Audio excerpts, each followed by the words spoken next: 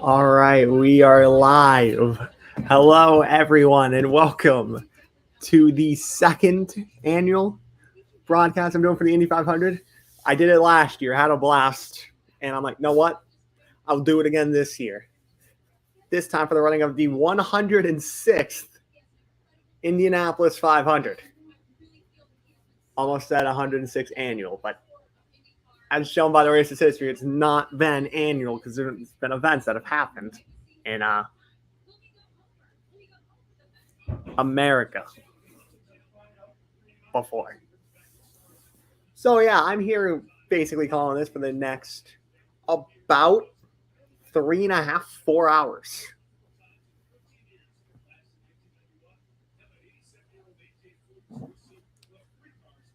And oh boy, we got a packed race today. Also, I'm smart with this because I know it needs a big race and you got to come prepared. Last year, I made the mistake of having the split in between a Google Doc and the stream. This year, I actually printed it out. So, taking a quick look at some headlines before the race, then we have the fastest front row in Indianapolis 500 history. 8 former winners in the field. Colton Herta, one of the favorites to win the race. The qualifying did not go in his favor last Saturday, having an engine issue, and then his primary car got wrecked and he flipped it on Friday. So he's going to have a backup car for today's race. Also, the first provisional starter in the Indy 500 since 2017. Also, you'll have to deal with that most of the day, too. Clock. So real quick, just taking a look at the starting grid for today's race. The fastest front row, we have Scott Dixon yet again on the pole. He was on the pole last year, though he did not have he's had a string of bad luck at Indy the last few years. 2020, he dominated the race. He didn't win. That was Takuma Sato that won it. He led a ton of laps last year. Didn't win. And now back on the pole again. You'd think for a driver of Dixon's caliber, he'd have more Indy 500s to his name. He only has one. And that was in 2008. And along with him, you have 2 young guns. You have Alex Palou starting right where he left off last year. He finished second in last year's running behind eventual winner Helio Castroneves. They had a battle going for the last 5 laps. And Rennes VK, who started third last year, had a strong showing back on the front row. Speaking of cars for Ed Carpenter Racing, Ed Carpenter himself, he's been trying to win this race since 2004, starting 4th today. Always a hometown favorite and always a threat to win on ovals. Marcus Ericsson, he's going to be somewhat of a dark horse, even though he's starting in 5th. He has 2 IndyCar wins to his name already. None of them have come on ovals. And Tony Kanaan, the 2013 winner, this might be possibly his last Indy 500. His future for 2023 currently up in the air. He's even stated that. He doesn't know if he will be running the 2023 race as of now. But he is in a competitive car for Chip Ganassi, and he's always going to be a threat to win. He's starting 6th today. A lot of F1 flavor in row 3 with Pato O'Ward and Felix Rosenqvist. Both Arrow McLaren cars. Pato O'Ward had a very strong showing last year. He was my pick to win, finished 4th. Felix Rosenqvist, he hasn't had the best luck at Indy, especially at ovals. His best oval finish is 7th. he hasn't had the best of luck at ovals. And he only has one IndyCar win to his name right now, that being at Road America in 2020. He's a driver I could see certainly surprising a lot of people today. And the highest Andretti car and also highest rookie in the field, Romain Grosjean, starting in ninth, his first Indy 500. He was driving for Dale Coyne last year, but he did not run the Indy 500. Instead, it was Pietro Fittipaldi who was in for him. Row 4, maybe the most experienced row. You have 3 Indy 500s, 1 IndyCar title, and 7 NASCAR championships in between that row. You have Takuma Sato, the 2017 and 2020 winner, and he's been at the top of speed charts all month. He's going to be someone, even though he's starting in 10th, he's going to be charging throughout the field. He's someone I could see leading about 25 to 30 laps. That's how strong his Dale Coyne racing car is. Also, both times he won were with Andretti. He switched over to Dale Coyne after last season. And so far, he's been showing his number 51 Honda is fast. Speaking of former Indy winners, Will Power, the 2018 winner, and currently the points leader coming into today. He's also had some bad luck at Indy, but he's always someone you could be looking out for throughout the race. And making his first Indy 500 start. This is his second season. Tony Kanaan was filling in for him last year in his Chip Ganassi Racing number 48. Jimmy Johnson makes his first Indy 500 start. He is the second highest scoring rookie in the Indy 500 field. Yeah, it's his second year, but it's his first Indy 500. So therefore, for this race, he's classified as a rookie. Row 5, it's an All-American Row 5. Dave Malukas in the second Dale Coyne racing car. He's someone, he's going to impress a lot of people today. I mean, a lot of people are like, oh, it's Dale Coyne Racing. They have really one good car. Malukas has shown that he's patient. There's a lot of patient drivers in this field. Alex Palou being one of them. Palou is one of the most consistent and patient drivers. Malukas is very patient. I wouldn't be shocked to see him most of this race within the top 10, top 15. I feel like he's going to have a strong finish here today. Joseph Newgarden, already an oval win under his belt this year at Texas. Also, he's still looking for his first Indy 500 win. So he's someone that you could possibly look for to be consistently in the top 10 throughout this race. And Santino Ferrucci, if you want a dark horse pick, there's your guy. He's been in a couple Indy 500s. He's been, I think, in 3 or 4. He has not finished outside the top 10 in any one of them. And he was filling in for Jack Harvey at Texas earlier this year, and he finished in the top 10. Ferrucci's always a threat on ovals. And if you want to put a small bet on him winning, oh, that could pay off. Ferrucci, he's one of that. He's always working through the field. He's patient, but he's also aggressive when it counts. So this is definitely going to be a good race for Santino Ferrucci, in my opinion. Row 6, Simon Pagenaud finished third here last year. The first time in a number of years. He's driving the Indy 500, but not for Roger Penske. He won in 2019 driving for Roger Penske. Roger Penske went down from a 4-car team to a 3-car team after last year. So Pagenaud is in his first Indy 500 for the team that won it all last year, Meyer-Shank Racing. And he's in the 60 car. That ended up in the top 10 last year. Because Helio's still there. He's starting 27th in the field.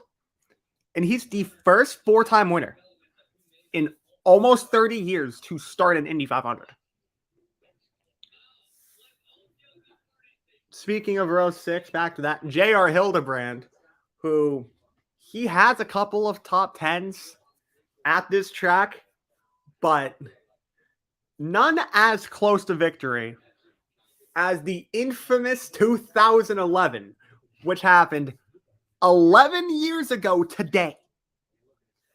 This would be the perfect opportunity for Hildebrand to put an end to maybe the most rewatched clips when it comes to Indy 500 finishes in the month of May. Today would be the perfect day to finally put that to rest. 11 years to the day, Hildebrand finally winning his first Indy 500. He would love that. And Connor Daly, another hometown favorite, led the most laps last year. Looked like for most of the race, he was going to be a favorite to win before getting involved in a Graham Rahal incident that he had to change his front wing and then the car just didn't have the speed it had after. He's starting in 18th. Row 7, you have the rookie Callum Ilott. He's still on a lot of F1 teams' radars. He's currently the test driver for Alfa Romeo. Also, he's driving for Yukos Hollinger Racing. This is their first Indy 500 in 3 years. For those who remember, this is the same team that in 2019, with Kyle Kaiser behind the wheel, bumped out 2-time world champion Fernando Alonso. Row 70, 2016 winner, Alexander Rossi. He's been starstruck with bad luck the last few years. He's hoping the bad luck does not get to him this year. And then Graham Rahal, he always has a strong car at Indy. He just can't finish the job. Whether if he's finishing inside the top 5, top 10, or even an accident happening, including one last year, had a strong car, came undone after a loose wheel after a pit stop resulted in him crashing out. Row 8, Sage Caro, he has been one that the last 2 years, he's been starting deep in the field. He started 31st the last 2 years. Last year, he started 31st, finished 7th. So he's an extremely patient driver. Throughout the race, you're going to see him charging through the field. He's a driver you certainly can have an eye on throughout the race. Marco Andretti, in his 17th Indy 500, still searching for his first Indy 500 win in the one race a year that he runs for his father's team. And then Devin DeFrancesco, also an Andretti entry in his first Indy 500. He's had a solid rookie season up to this point. Row 9, you could make a case for this possibly being the first row, but no, this is row 9. That just shows how crazy this month has been. Colton Herta, he is in a backup car after he flipped his primary on Friday. He also had an engine issue in qualifying on Saturday. Scott McLaughlin had a terrible run in qualifying on Saturday of last week. McLaughlin already has his first career win on the streets of St. Petersburg, but he has not won an oval race yet. And then the defending champion, Helio Castroneves, same car he was in last year, same team, Meyer-Shank Racing. Also the first 4-time winner to start an Indy 500 in 29 years. And he's got to try to defend that title starting deep in the field today. Row 10, you have Kyle Kirkwood. He, in his lone oval start this year, he was showing really good progress at Texas before eventually ending up in an accident. And he's driving the legendary AJ Foyt number 14 today. Dalton Kellett, he also was in a crash the Monday after time trials, though the team was able to fix the car. So he's not in a backup. And Juan Pablo Montoya, the 2015 winner, in his last race of the season for Aero McLaren SP, he was in the Indy GP, and he ended up crashing out at the end. And he also had a contract to run in the Indy 500. And then row 11, Christian Lundgaard, in his second ever oval race, driving for Andretti. Jack Harvey, he's lacked speed all month, and he's had a number of issues come his way. And the only oval race we had this year, he didn't run it because of an injury that he suffered during practice. And Stefan Wilson, he didn't put a time in because of an engine issue, and he's the first provisional starter of the Indy 500 since 2017. So we have 8 former winners, 7 rookies in the field. About a third of the field built up by Americans. I counted 12 Americans in the field. But we also got drivers from New Zealand, Spain, the Netherlands, Sweden, Mexico, France, Japan, Australia, Denmark, the UK. There's a lot of diversity in this race as well. We've also had drivers that have been in F1 as well, including Callum Ilott and Alex Rossi. Felix Rosenquist was in F2 for the longest time. Pato O'Ward, he is the test driver for McLaren, and there's rumors right now he might possibly, in the next season or two, might switch over to F1 to replace Daniel Ricciardo. Ricciardo, he's been struggling since coming over to McLaren last year. But right now, those are just rumors. So at least till the end of this season, O'Ward will stay with Aero McLaren SP. And plus the Phoenix Romain Grosjean. He was in F1 for a number of years. His final F1 race in Bahrain in 2020. That wreck he was in with Daniel Kvyat. How he walked out of that and miraculously survived. Though, again, that is a story for another time. While the pre-race is going, there's also the Monaco Grand Prix that is on at the moment. They had an hour delay because of rain. And last I checked, it was under a red flag because of a Mick Schumacher accident.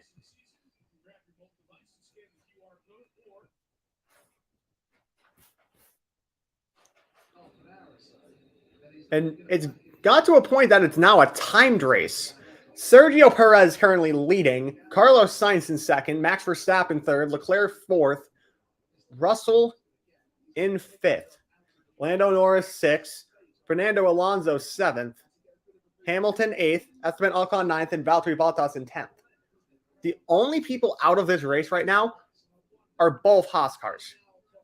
Those are the only 2 cars at the moment out of this race.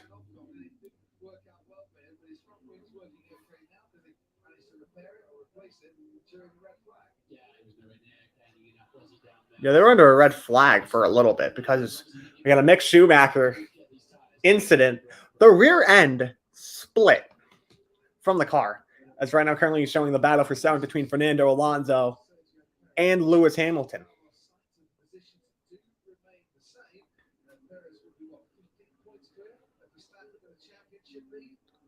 I should probably.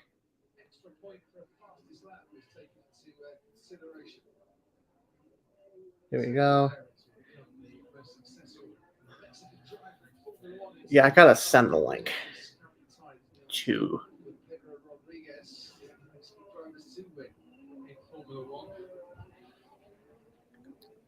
I'm sending this on. Almost getting into DRS range now against Carlos Sainz, so it's they've been blowing the drop the tail and Russell a little bit. All right. So it's quickly as we see Leclerc on the top of the hill there. Here we go. Broadsiding the car out of Casino Square, but he'll need to get on with it, otherwise it's breaking away into a 3-horse race. All right, so just did that. Right now, the top three, for the most part, staying the same. The only two people out, as I mentioned, both Haas entries. Kevin Magnussen had overheating issues. That's why he's out, and then Mick Schumacher out because of an incident. Pierre Gasly's in 12th now. He started 17th. At one point, he was up to 9th. He was in the points. So what's good is I really could just take a look at how this race is going to end, because it ends right when the 500 is near when it's going to start. So it works.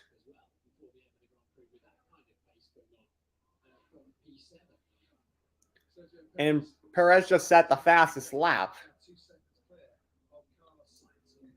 So I think Sergio Perez is about to win this race from the most part, unless something else happens.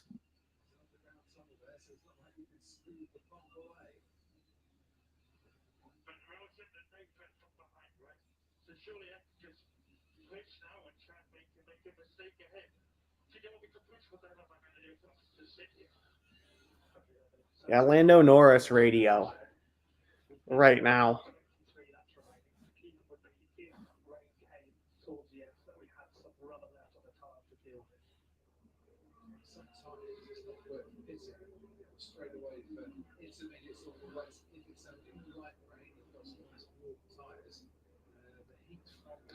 Currently, again, the battle for 7th still heating up.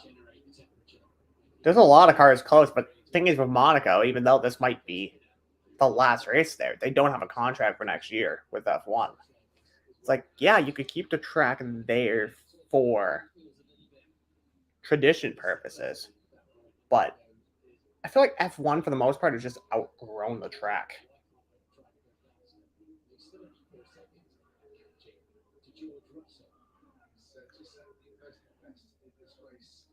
As right now, 7th is close. The gap is within 2 car lengths. And Esteban Ocon is right behind. So right now, Hamilton is stuck in really an Alpine sandwich.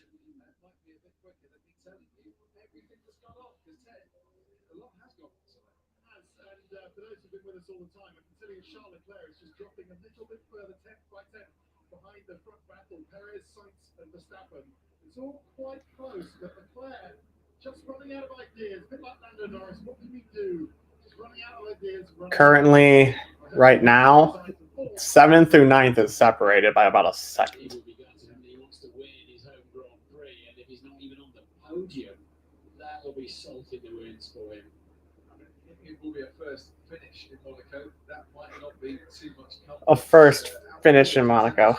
Today, Ferrari by Red Bull, but a delay in Leclerc's pit stop cost him the chance to get out ahead of Max Verstappen, who of course replaced him in the lead of the championship last time out, and will extend, albeit only by 3 points, that lead in the championship. I mean, Verstappen, a plus for him is that he's going to extend his championship lead over Leclerc, even though it's going to be by 3 points. It's not going to be by much, but if you're a Verstappen fan, you got to be happy with this.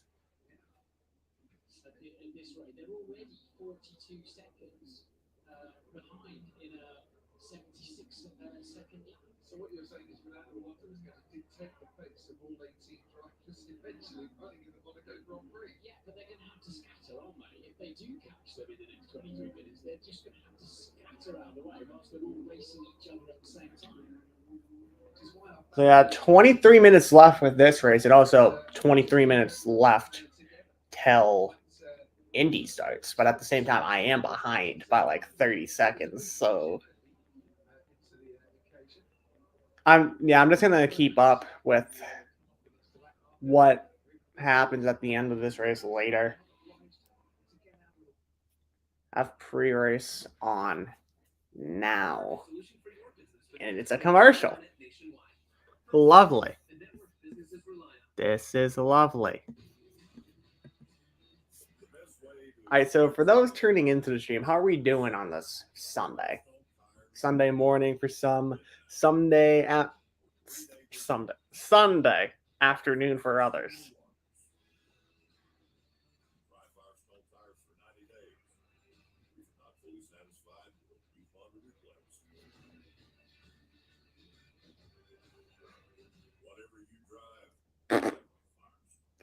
Leclerc off to speak to his team strategist during the red flag. It's just something a Schumacher just about to charge someone.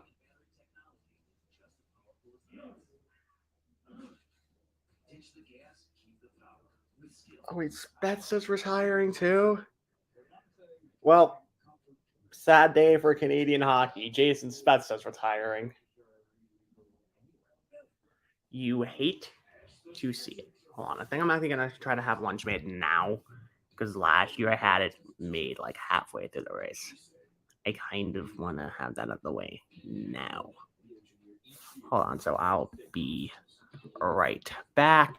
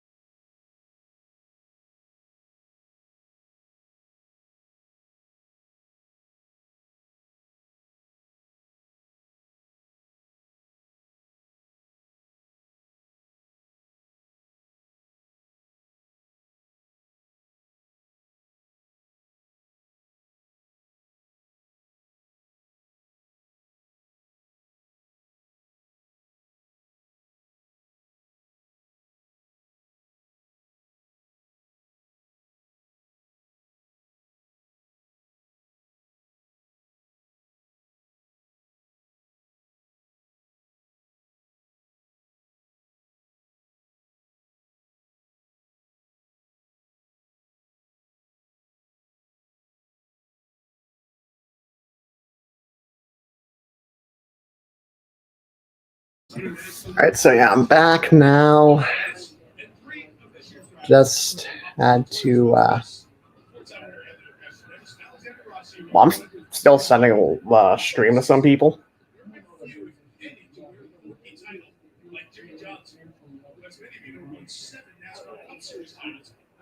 They're currently talking about Jimmy Johnson.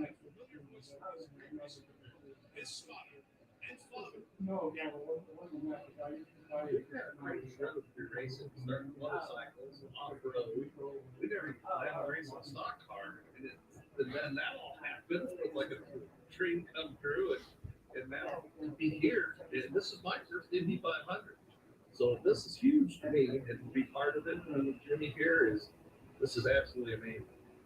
I can remember watching the Indy 500 on the couch with my dad and my grandfather. Kind of planted that seed in my mind that maybe I could race IndyCar someday. The very first time we took it on mini bikes, we went clear to Oklahoma City, Oklahoma, and I don't know who was more nervous, his first national event, him or me, and the gate dropped, and he didn't even move. All the bikes left, and I knew then we had to go do those things, get ready for something as big as this. This is, and always will be, the greatest spectacle in racing. And then to be able to really look at this opportunity. I mean, it's certainly gonna feel kind of weird seeing Jimmy Kind of reminisce on these moments of my childhood. race. You know, it's just really special, and that's what Indy 500 is about. I think the thing that I'm getting better at in savoring so far is just taking a quick second to enjoy the moment. So 3 wide, coming around to see the fans, knowing Dad's going to be up to turn 3, I'll certainly smile and enjoy that moment. And he's been waving at me, so we've been waving back and forth, so that's pretty cool. Oh, that's funny. He would give me the hand signs when I was on the track on my dirt bike, and every time it was this for thank you. And yeah, thank you. And go. That's great. I still feel that, think that. In some respects, when I go by where I know he's spotting, that's like deep in the back of my mind pops up. I think the environment I grew up in with my mom and dad, making racing so available for me and my brothers. We are a racing family through and through, and it's a pleasure. Oh yeah, race is gonna start in like 20 minutes. When we talked Thursday, you said the nerves not really there, no pressure really there. We're an hour to green flag, Jimmy. Are you still not nervous and don't feel the pressure? Starting to build. Started not to have a build with this type of moment in front of me and 300 plus thousand fans in the stands. But just thankful for this opportunity. We look forward to it. Your entourage today will be Darius Rucker, Andy Roddick, Brooklyn Decker, and some guy named Blake Shelton over there. So tell us about some guy named Blake Shelton. Just so honored to represent the men and women that serve our country and pay the ultimate sacrifice for Memorial Day weekend. In my association with the American Legion, Blake and I both have family members that served, and we wanted to honor them and make a helmet in their honor. And you had a big part in this design, didn't you, Blake? Oh, I'm a helmet designing dude. I got to tell you right now, man. He didn't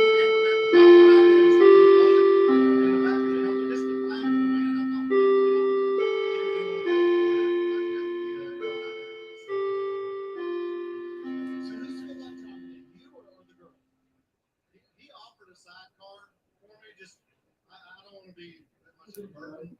I like to feel like I know you love your daughters and they love you. I feel like I'm the good luck charm. Blake Shelton hanging out with Jimmy Johnson today. When I asked him Thursday if Jimmy felt like his chance to win this race was real, he said, "Oh yeah, we have real shots going into that night." The car showed it, especially Bob like that. One of your peers from the NASCAR days. How do you think Jimmy's doing this? My dad watched qualifying with his dad on pit road, and he just said he is having so much fun.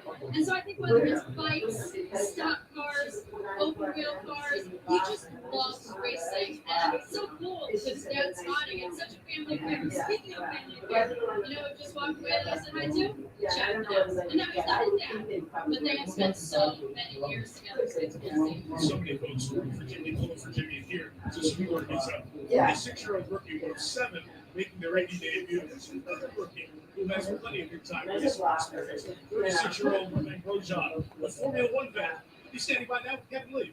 Mike and the American fans have taken to Romain Grosjean. It's been quite a journey for you. What do you make of this first experience at the Indy 500? Mike Ryan coming to the green room. It is big. It is really big, bigger than everything I was expecting. I'm glad to be here. I'm glad because of all the journey, for the marine accidents, because my kids and my wife are here, and because they allow me to do that, which is a great. So I've been enjoying those last 2 weeks, and I'm taking it. It's a wonderful story. Grosjean starting from row 3 today. It is such an interesting story with Grosjean. Of course, we saw the dramatic moments with Grosjean. Those of you who've been following Formula One, you know, I remember in 2020 this horrific accident in the Bahrain Grand Prix, literally rising from the flames to escape with his life. He told our Marty Snyder recently that during his time in the hospital, overcoming those injuries, his mind was on making it to his first day of IndyCar testing, so he could join Jimmy Johnson, the rest of the rookie class, be a part of this Indianapolis. It's a bit behind the scenes, some family, some celebrities. A bit of behind the scenes. There's J.R. Hildebrand, Connor Daly, and Simon Pagenaud. You just experienced this walking out from the pagoda out here to the track. As you look to your left, look to your right, all you see are people. No gathering this size, not just just in American sports, but anywhere. The gates opened at 6 a.m. There have been some fans in those seats for the last 4.5 hours just waiting for the race, which doesn't happen without the drivers. We're going to be introduced to this crowd of over 300,000 right now. And here's Alan Bestwood. Fans, let's welcome special guest Alan Bestwick. Steve Aoki. Yes. I love Alan Bestwick.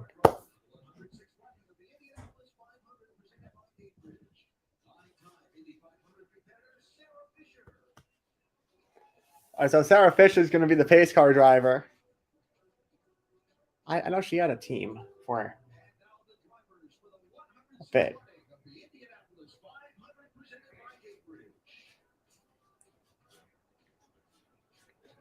This is basically reverse grid of what I did.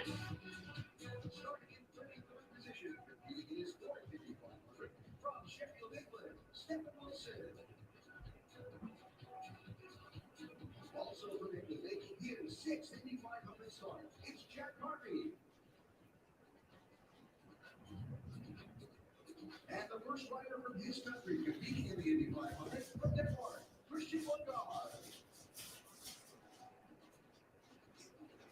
What's happening right now in Monaco? Okay.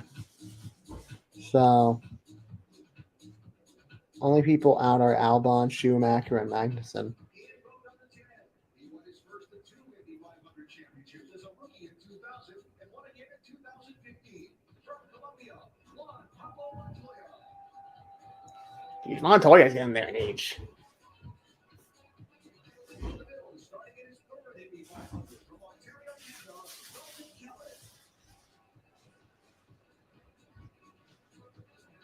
This rookie won last year's Indy Lights Championship. It's Florida's Kyle Kirkwood. That's just the intro. Kirkwood again. Took him a second. It's like process. Oh wait, my name was said.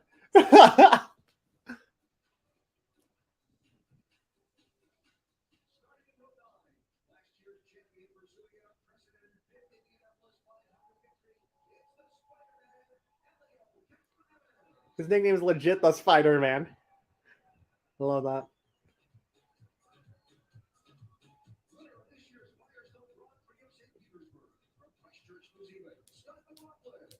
There's McLaughlin.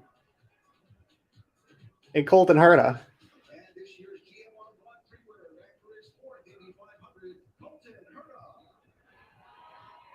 So, Helio won last year, and then the other two people in the row have won a race this year.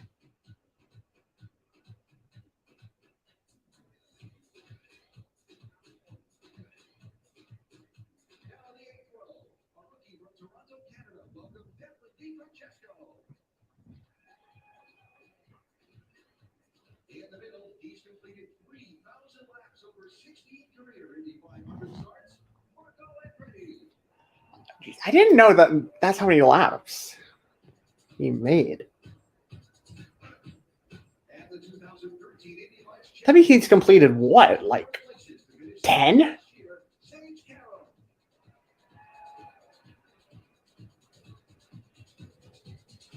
Yeah, he basically finishes the race. That averages to about 187 laps. Has he ever DNF'd?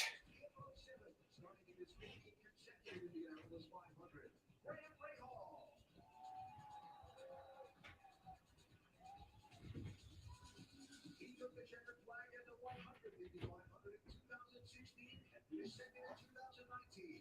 Alexander Rossi.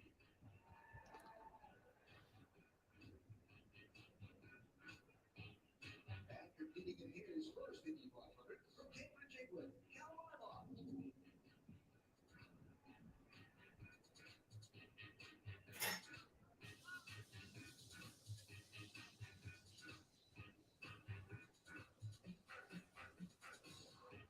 In the sixth row from Noblesville, Indiana, starting in his ninth Indianapolis 500, Connor Daly.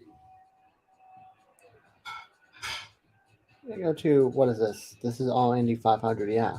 He was the 2011 runner-up and Rookie of the Year, now starting his 12th Indy 500, J.R. Hildebrand.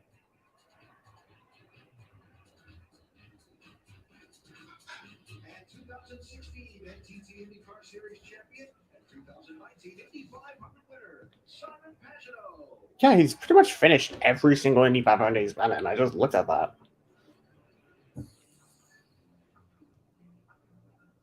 That's crazy to do that for like 16 of them? It's like one or like a couple of them, yeah. But 16 is crazy. Oh, Ferrucci's getting some booze.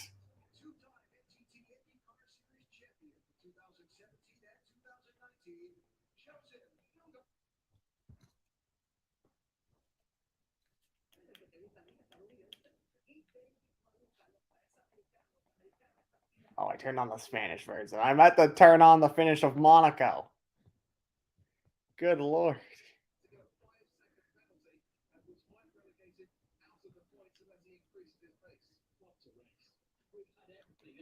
Absolutely everything. Controversy, chaos, uncertainty, and now here we are. It's 6 o'clock in the evening. Science is on it here. Science is on it here. We've got a good exit. Oh, Sainz going for the lead. What is it close? Oh, they're stacked and they have lap cars ahead. This is close. The top four are separated within a second. There's 6 minutes left.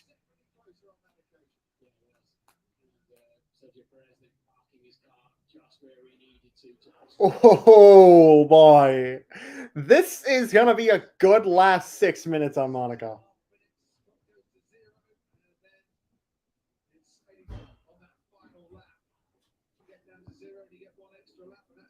Sorted out. It's going to be run the race in that 2-hour window. I could watch this all the way to the end of the 77 laps, Martin. It's a shame you have to stop early. It looks like the opening lap, doesn't it? A few laps. We've had the red flag, obviously, which is clumps the field up together again. Yeah, Sainz. So are you gonna make a move? I know Monaco's tight, but you're gonna make it soon. Oh, he almost went into the back of Perez. Look out.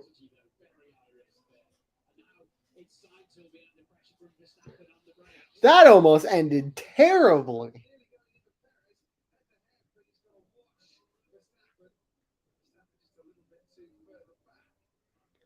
Okay.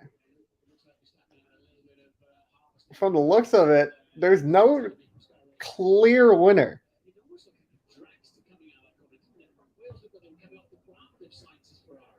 Oh.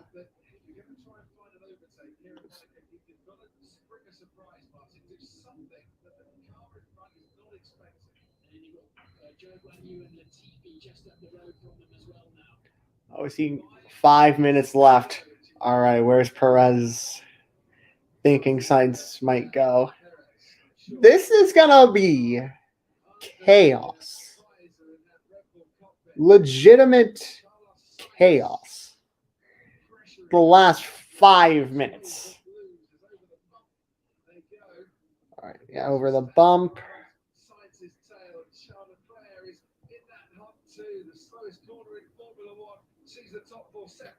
Ooh.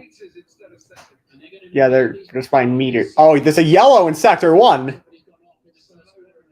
Sonoda again. Freaking Sonoda. What part of no heroics in the Sandoval wasn't clear? How many times has he dive bombed?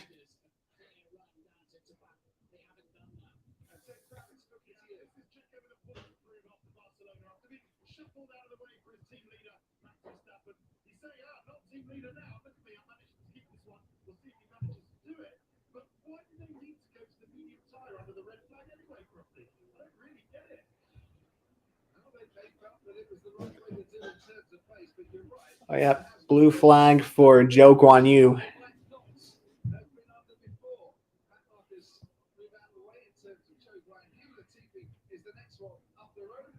Oh, Latifi. Oh, Latifi might decide another race. Oh, a little bit of a hop for Perez. Gasly, though's got to have driver of the day. Getting 5 spots, and he was driving masterfully. He had a plan and he stuck to it and it worked. Or a little bit. So yeah, now heading into the tunnel.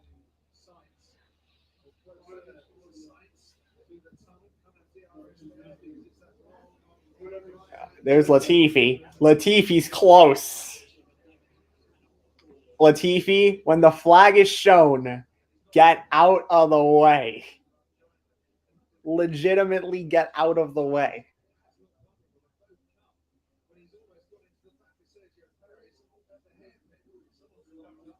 Sainz is driving a little bit too dangerously.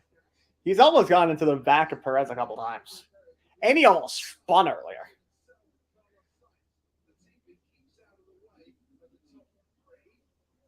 Yeah, so right now, 5 car lengths.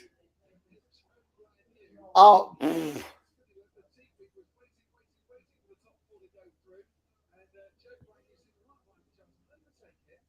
huh. 2 minutes left. If you're going to go for something, now is the time, Carlos. Now is the time to do something.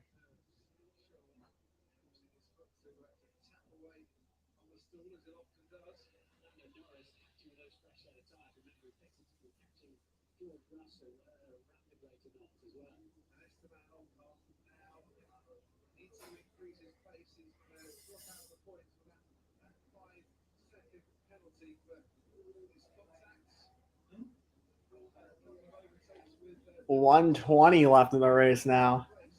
Yeah, there's somewhat of a gap between Leclerc and Verstappen now.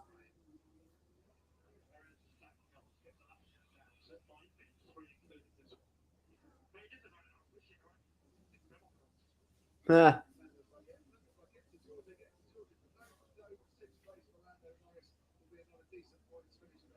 gonna be a decent finish for Lando. Ricciardo's not scoring points again.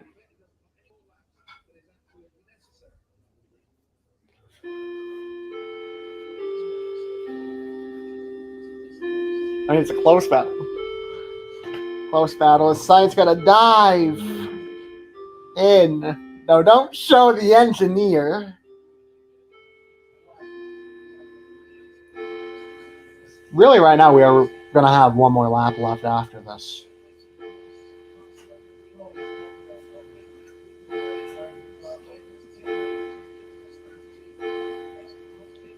Well, that actually was a decent turn for Sainz. But Perez got a better corner. By the swimming pool.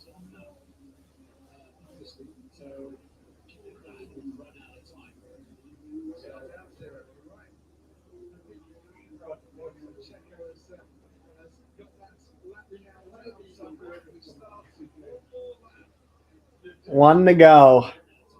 Sainz might have to go full send. It's the final lap here at Monaco. Oh, and now he's opened the gap. So Perez is about to get his 3rd career Grand Prix win. Oh, the last 2 laps, it's been kind of opening up a little bit. Oh, that was a bad corner for Sainz. That might have just cost him.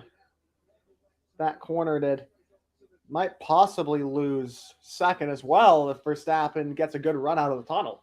He's right there. Oh, Max. Okay.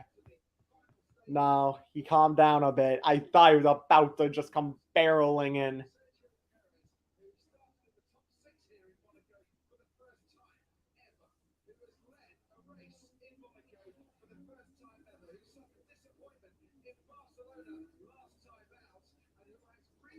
And Sergio Perez coming out of the last corner. He will win the Monaco Grand Prix.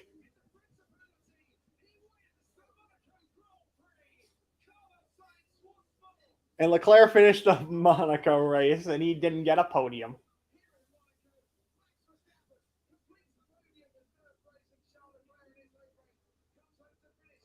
Well, you know what that means?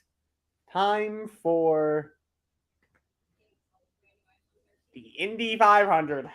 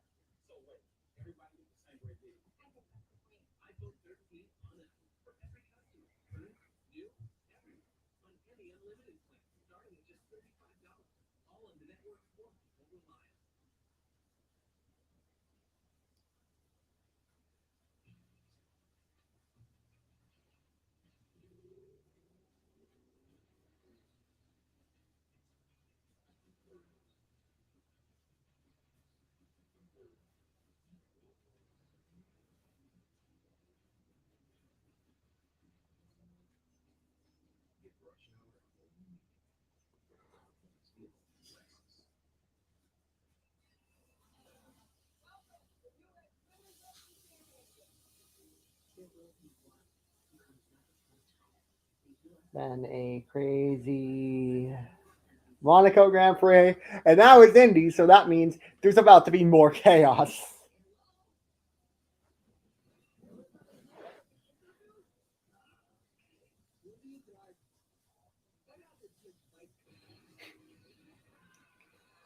Oh, God. Freaking Minions. Minions trailer.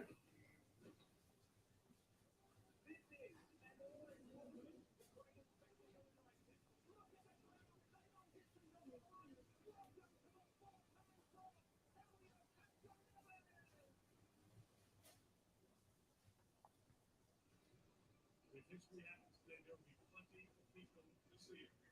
More than 325,000 people are there at Indy. Largest gathering in America since the pandemic. Everyone finding their place to watch the greatest spectacle in racing. And no doubt, smartphones are going to be out, pictures taken, the green flag drops in less than 45 minutes. And to do that, the honorary starter for today's race, standing by with Galen Rupp, guys. So exciting, Mike. I mean, Miles Taylor, star of Top Gun Maverick, is here with us. Hey, first off, thanks for being here, man. Thank you, I appreciate it. Wait, the race isn't starting for another 45 minutes? And I've already been live for like an hour? Why?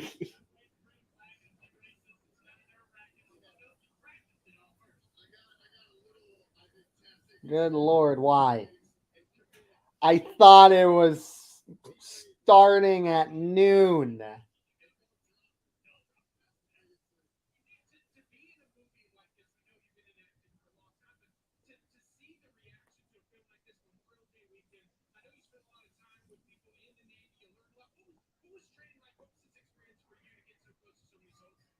It was really intense training. Tom did a boot camp for us. We were flying for 4 months before we ever started filming.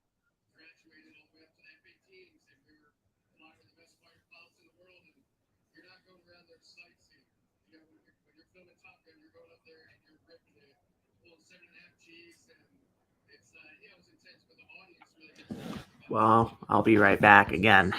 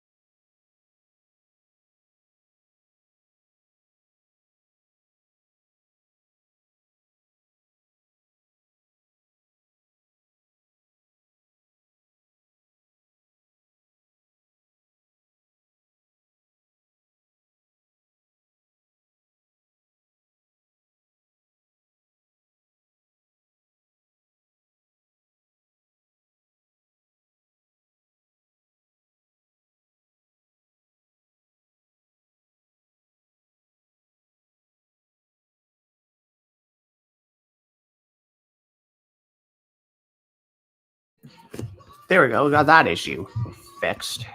Took a little bit longer than what I wanted to. But, hey, better to get it done before green flag. So it's an issue really with the setup and also a little bit with the stream. I had to fix that. But hey, I got it fixed. And just finished pre-race festivities. You might think it's just a racetrack. It's got dirt and grass, all holes. 2 end zones, 2 vehicles. A start-finish line. Like any other ball field. Like any other. Ooh, what is this? Got a narration with David Ortiz, Joe Montana, and Elio. I mean, you just don't get it. There's only a few of them across the world, different from all the rest. Say the names, and the spirit comes to life. Legends of the past. Moments people remember forever. It's not always just about what you accomplish. It's really about where you do it. Oh, showed Weldon. Tracks are just tracks. This is Last one was 11 years ago today. Rip. Indy 500. You know what people are talking about. Everyone who's in the sports at all goes up to watching the race. It's tradition. It is tradition, indeed it is. And it's one I have loved every year. And also a tradition of now me calling.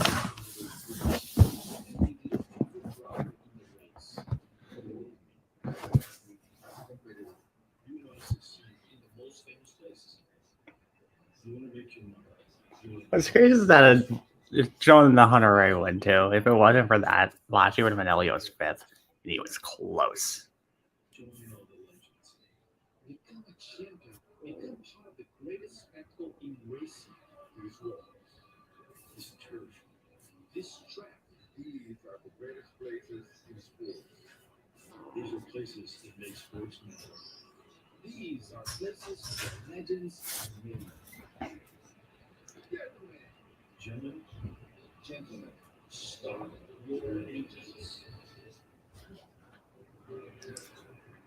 Yes. Things don't get any bigger or better than this. A blue sky day. I love this. I love that intro. I did. The Indianapolis Motor Speedway. Here's Lee Duffy. And this Indianapolis 500 telecast is presented by Firestone. This place is renowned for making heroes, and the 33-car field is fueled by passion and desire. Final ingredient is the fans, and they are back. Oh, yeah, 325,000 of them. 325,000 fans.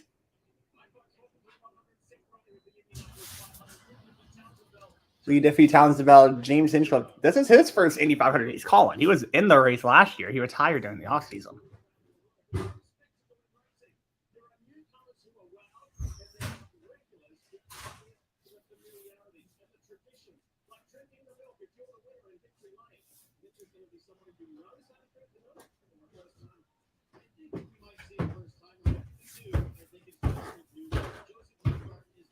Oh, Townsend Bell's prediction is Joseph Newgarden to win. Okay, that's not a bad prediction. I mean,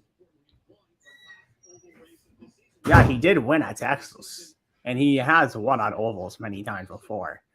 But I don't think it's going to be him. I think it's going to be someone that hasn't won on an oval yet and really can be seen as a dark horse to win. He has one win, and that was on a road course in 2020. My prediction is going to be Felix Rosenquist, which knowing me, that now means Pato O'Ward's going to win. I mean, I wouldn't mind O'Ward winning too. I wouldn't mind that. Who do you guys have winning this race? So I'll put mine in.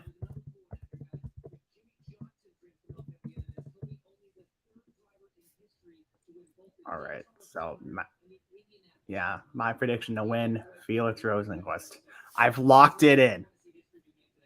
I have locked it in.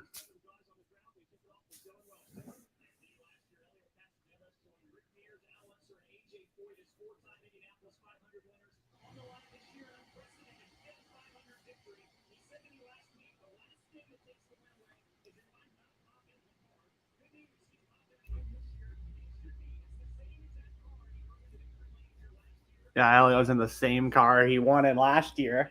So already somewhat good, but at the same time starting in 27th.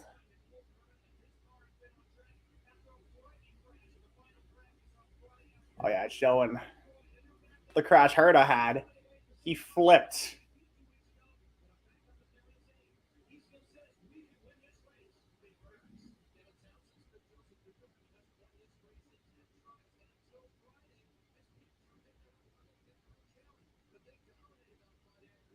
And his team also, Newgarden's team also won the Pit Crew Challenge, but I mean, a pit stop challenge winner in Indy 500 the same year, Bob Unser, Bill New. I think I also saw Buddy Rice.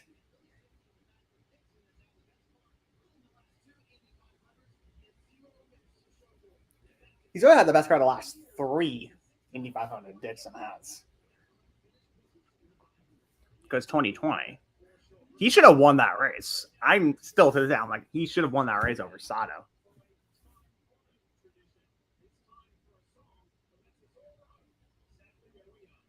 Oh.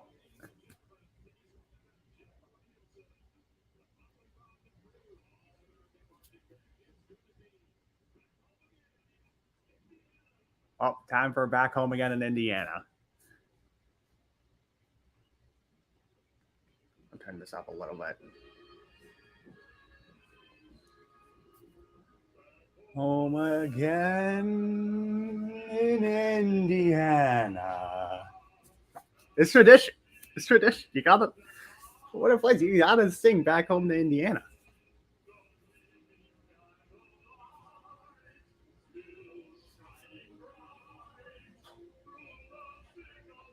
Yes.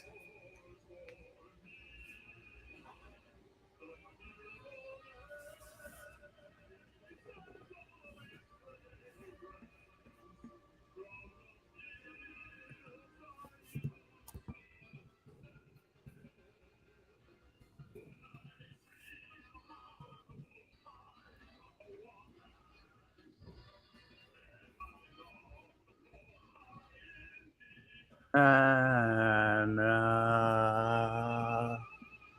I can't go. I can't do the long part. I can't do that. I don't have range like that. If I could, I would, but I can't.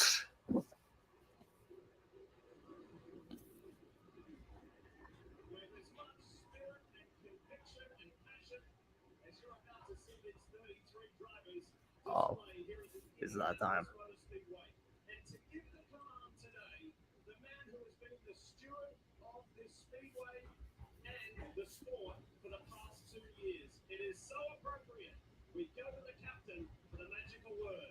Penske.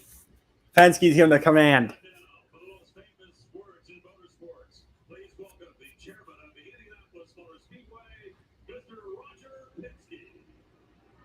Yes.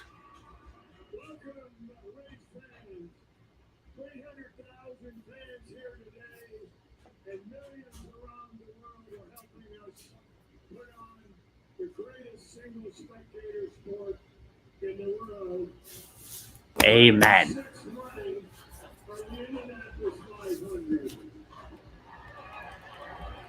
It's Memorial Weekend. We want to thank the men and women in our military and our first responders who make our country safe and secure so we can have the greatest spectacle in racing, the Indianapolis 500. Be safe, have fun, and now for the command. Drivers, start your engines. And there we go. The cars are getting fired here at Indianapolis. Here we go.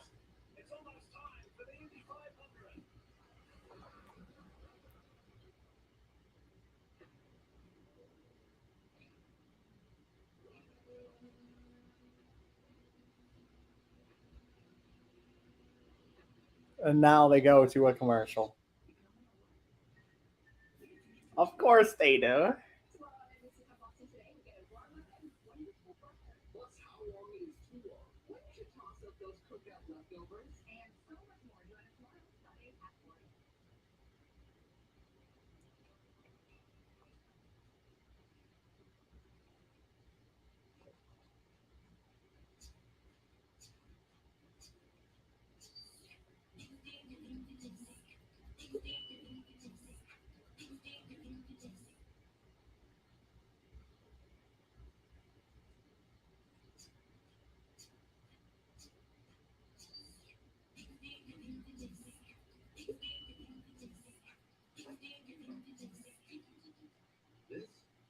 supersonic Wi-Fi. Like beyond gig speed fast. Incoming! We're talking 3 times the bandwidth. So when we come back, Devices at once. That's powerful. Couldn't have said it better myself. Unbeatable internet from Xfinity. Made to do anything so you can do anything. it's Sonic Wi-Fi with the new Xfinity 3-for-1 bundle. Unlimited it's gonna be good. rate guarantee, a free streaming box, and add Xfinity Mobile. Switch today. It's gonna be good once everyone is going. Find what you love what you find. Only at Total Wine and More.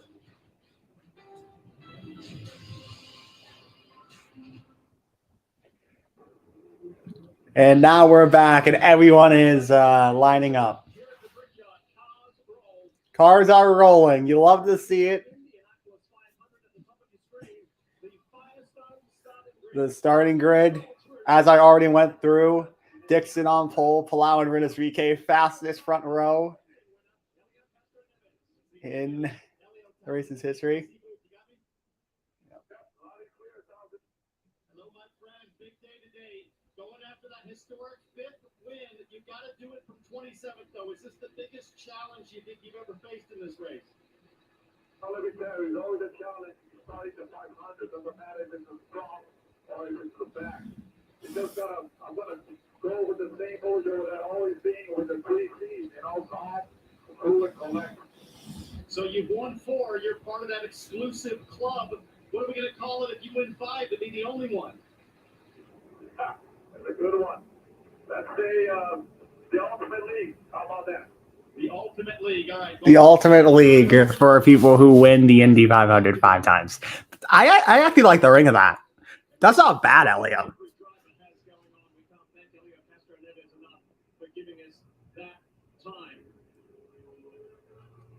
As we get closer and closer to the green flag time now for our Honda track preview. Guys, talk us around. Well, here we go. Colton Herta on board. And just look at the fans, guys, going through turn 3 now. Oh my God. Jeez. The stands on the backstretch are filled. Over 325,000 people. And there's a wind. There's 14-mile-an-hour winds. Oh, we're gonna have some speed and maybe a couple wrecks, maybe some big wrecks, but no one airborne, hopefully.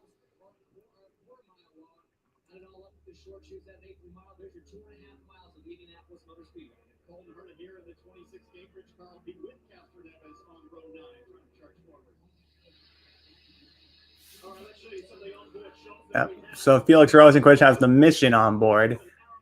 Rosenquist is the mission. Grand Prix Hall is the United Rentals. Herta is the Game Bridge on board. The Bit Nile on board of Connor Daly led the most laps here last year. Christian Lundgaard and the People Ready on board. He's starting back in 31st. The Hy-Vee on board with Jack Harvey. He's starting 32nd out of 33 cars. Simon Pagino got the Auto Nation on board as well as Castro Neves. Those are the onboards. No one near the front, surprisingly.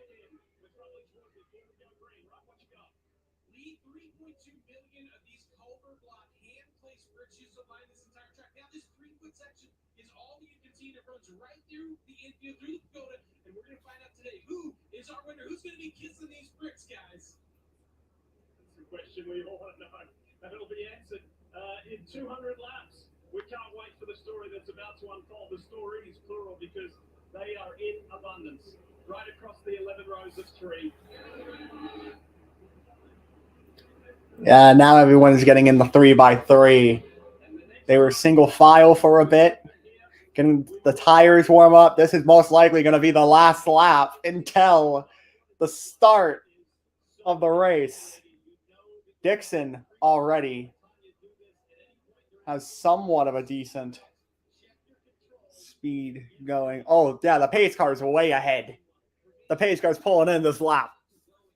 I could see as right now everyone's still getting lined up. 3 by 3 by 3. So now, right, everyone's lining up still. The last row is not even lined up yet. As now Dixon, here we go. Dixon has the Honda on board. And now, as they come into 4 for the first time, pace car pulls in. It's Scott Dixon, Alex Palou, and Rinus VeeKay will lead the field to green. The 106th running of the Indianapolis 500 is underway, and we're already 3 wide going into 1. Dixon still with the lead. For the most part, the top 3 staying the same. As right now, everyone is bunched up. Lap 1.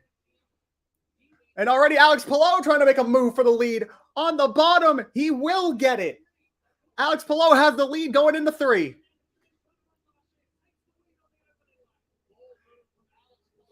And Alex Palou will lead lap 1 of the Indianapolis 500 as we get a quick flyby of everyone going by.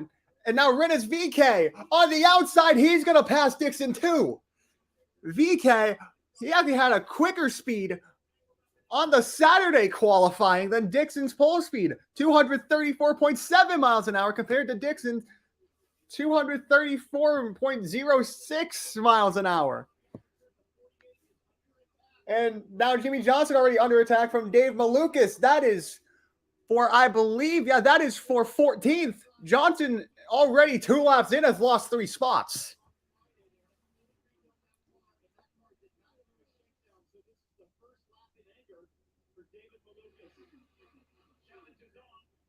Already, there's been some droppers. Callum Ilott, to this point, the biggest faller in the field. He started 19th. He's currently in 25th.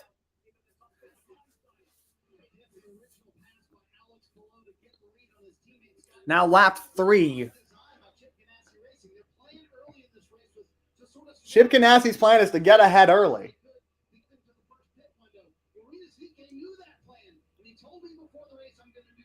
Rinus VeeKay knew the plan of Ganassi trying to keep their cars up towards the front. VeeKay, he's going to try to make sure that plan does not come to fruition. He's only 2 car lengths behind Alex Palou. Now, Tony Kanaan looks like he was about to make a move on Ed Carpenter. That was for 5th. So he's still being patient right now. So right now, the top 5, we have 2 Chevys, 3 Hondas. Palou leading, VeeKay in 2nd, Dixon in 3rd, Erickson 4th, Ed Carpenter in 5th.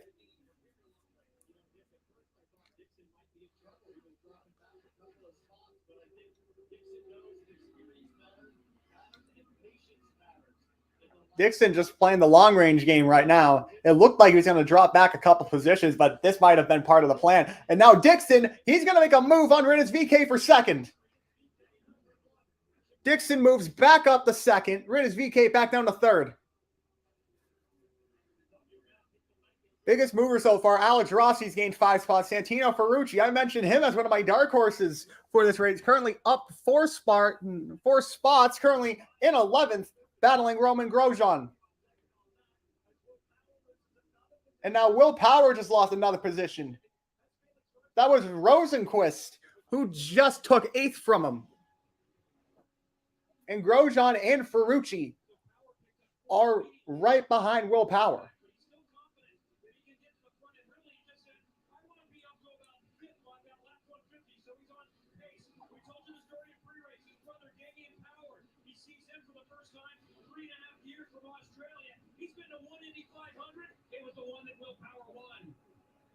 That's a good moment. Look at the bright orange car, 13 shot. That is 21-year-old Dutch driver Rinus VeeKay. VeeKay just, he's waiting. He's taking his time.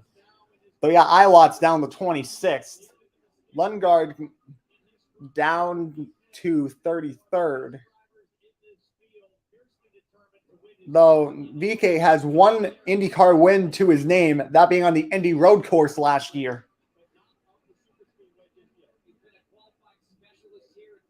Sage Karam right now having a slow spot. Scott McLaughlin's up to 22nd.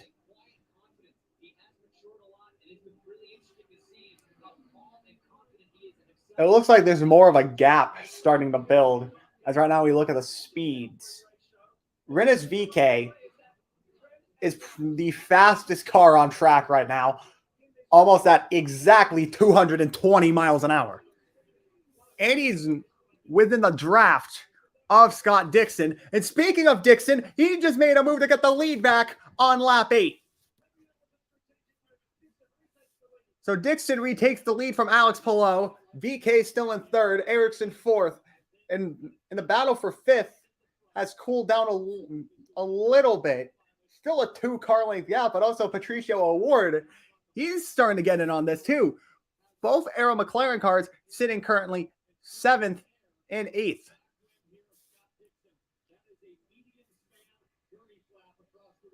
Kyle Kirkwood has fallen back a little bit. He's in 31st. He's in the AJ Foyt, number 14, and now Dixon officially has his first lap led of the race.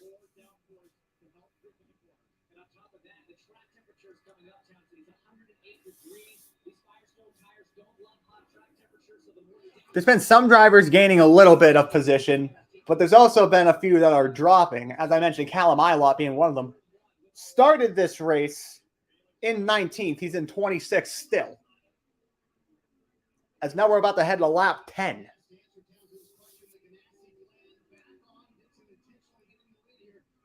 Right now, the plan for Chip Ganassi is back on, though Alex Palou, he's still in the draft. He's about to take the lead, and he will on lap 10.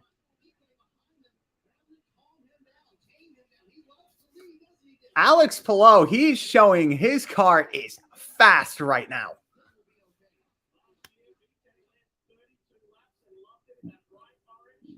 Last year, VK led 32 laps, and it was around this part of the race too. He was leading early. So now as we head to the first commercial of the race, Alex Palou has led all but 2 laps to this point. As we go side by side, currently top 5, Alex Palou, then Scott Dixon, Rinus VK, Marcus Ericsson, and Ed Carpenter. As now we're on lap 11, Palou still in front. He's ahead by just about 5 car lengths over Dixon. Dixon has about the same amount of gap to Rinus VK. And then that's about 8 car lengths to Marcus Ericsson. So right now, for the most part, to the car behind, it's about a 5 to 6 car length gap from first all the way to about 9th. The first gap, really, that there's more of that's the gap from Rosenquist to Power.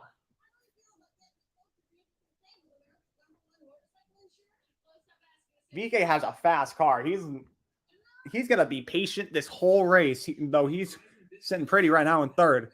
12 laps in. Marcus Ericsson hasn't gone anywhere near him so far. He's right now on board Dixon. Dixon's fallen back a little bit. There's been some small gains through the mid-pack. And near the back of the field, too. But when it comes towards the front, no big changes to this point. It's now Scott Dixon takes the lead back from Alex Palou on lap 13. Dixon leading, going on to the backstretch.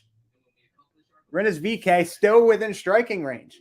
He's only a couple car lengths back. He's still in that draft. And he just got he's getting a good run. He's getting a really good run on the backstretch. Just cut his gap to Palou by about 2-3 car lengths.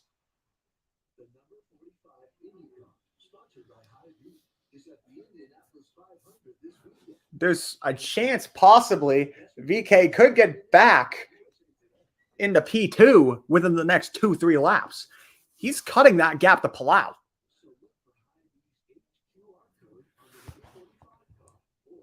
Dixon still leading.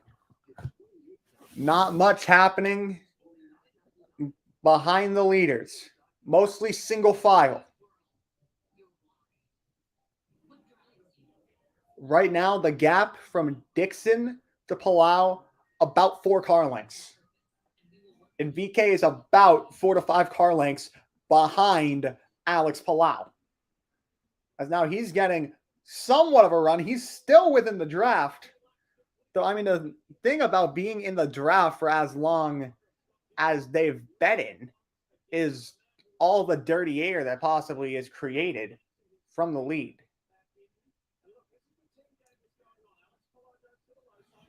So yeah, the gap right now from VK to Ericsson is 6 car lengths.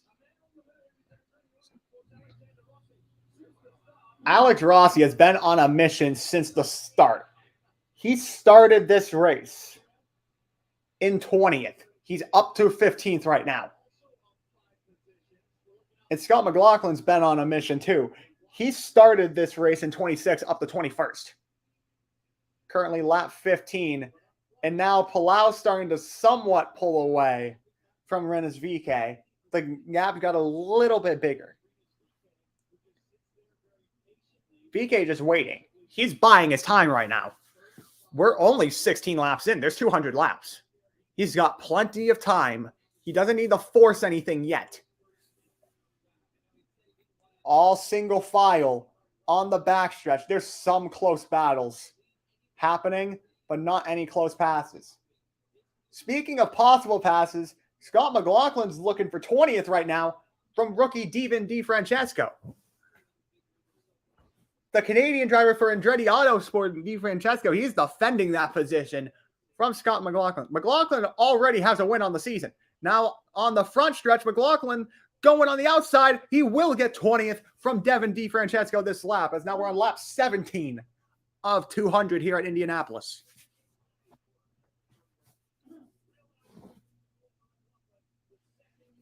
The gap right now between Dixon and Palau, just about 2 car lengths. VK is close. He's staying in the draft of Dixon and Palau. At the same time, Marcus Ericsson, he's also playing patiently too. He's in Rennes VK's draft.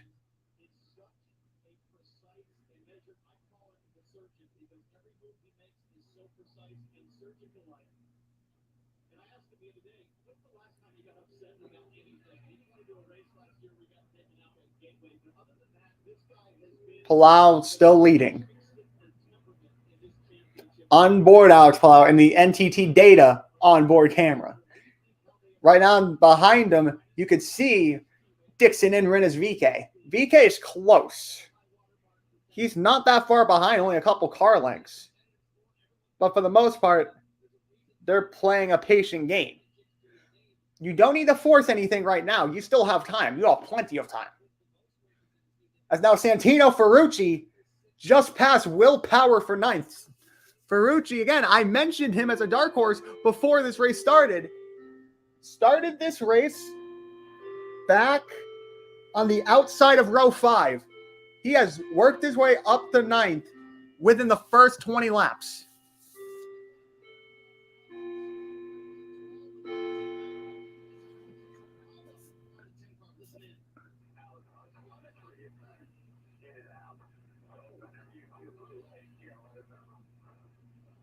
All right, so yeah, some team radio from Alex Palau.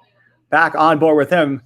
Rennes VK has about a 3 car length gap to Dixon.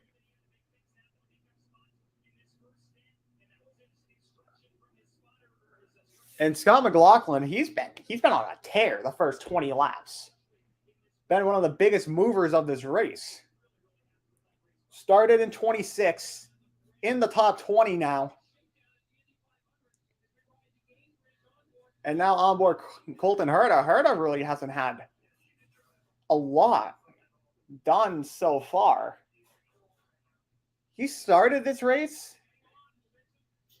in 25th and currently in 27th. Right now, Scott McLaughlin, he's chasing down J.R. Hildebrand for the 19th position. Current gap there, about 8 car lengths.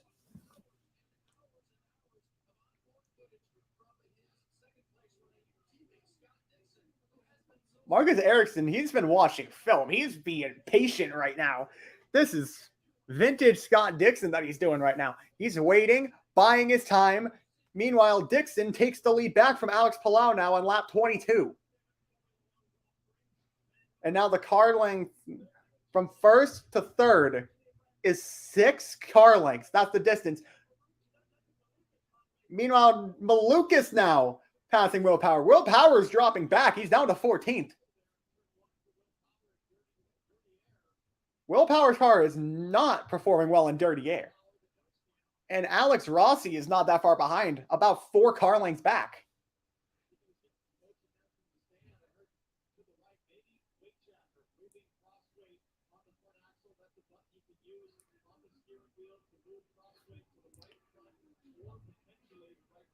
Also, Jimmy Johnson is currently in 16th position behind Alex Rossi. There's more of a gap right now when it comes, like there's a bigger gap after, for the most part. The gap from first to 8th is 4 seconds. And then Rosenquist has a 2-second gap over Santino Ferrucci. And so we head to a commercial break on lap 23. Scott Dixon leading, Alex Palau in second, BK third, Ericsson fourth, Ed Carpenter rounds out the top 5. As currently a side-by-side as on board Alexander Rossi. He's looking to make a move soon on Will Power. Power started this race in the 11th position, currently in 14th. The highest he's been at this point was 8th. Possibly an issue going on right now for Will Power. It mentioned something about possibly adding more weight to the right axle of his car. There's a button in his car that you could add more weight to one side of the car. Power possibly doing that. There's now 25 laps in. The top 5, for the most part, stays the same. The green flag pit stop window opening up within the mid 40 laps. Still plenty of time.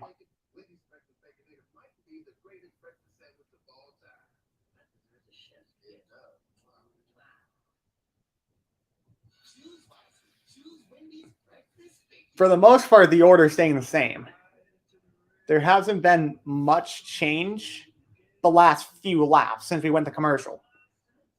Callum Ilott still staying in 26.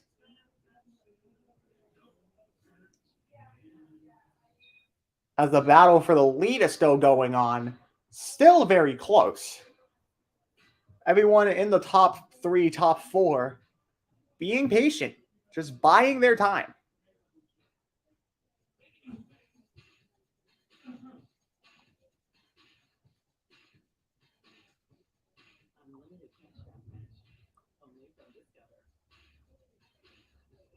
As we're approaching lap 30 in a few laps.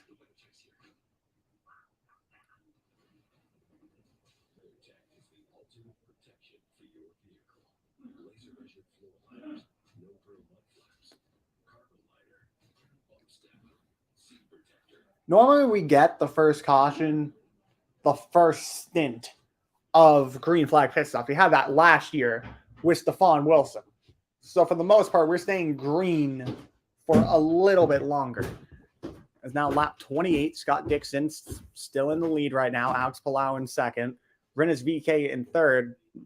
So the top 3 since the start has not changed. Palau and Dixon have been swapping the lead back and forth all 28 laps so far. VK just buying his time. He's playing the long range game. Same with Ericsson. Now the gap from third to fourth at 1.1 seconds.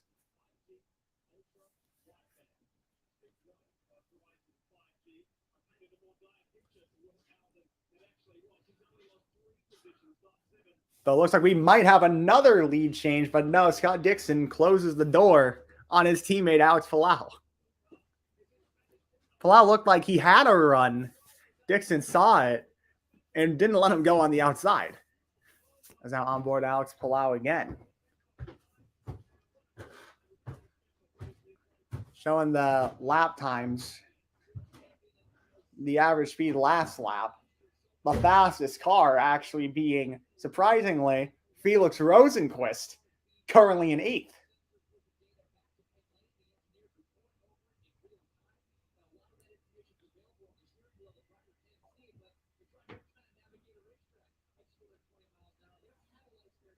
Yeah, Palau kind of, for the most part, lifting off a little bit early, heading into the turret, as now we're on lap 30. Dixon has had a very strong car the last 2-3 years.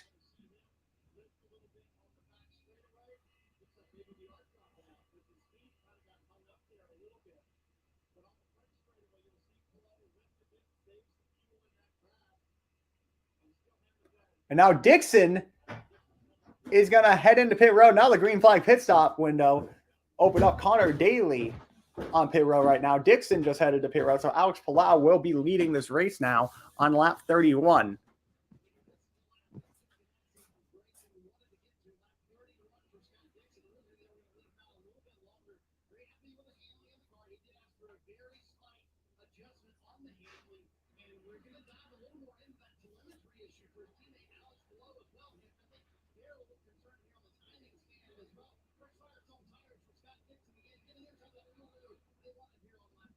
And Dalton Kellett in on pit road too. Kellett was near the back of the field already. He was in 32nd. And now Palau, and so Rennes VK for the first time today will lead this race, as Dalton Kellett will now go a lap down. Santino Ferrucci also in pit road for the first time. So the green flag pit stop window now opening up on lap 32.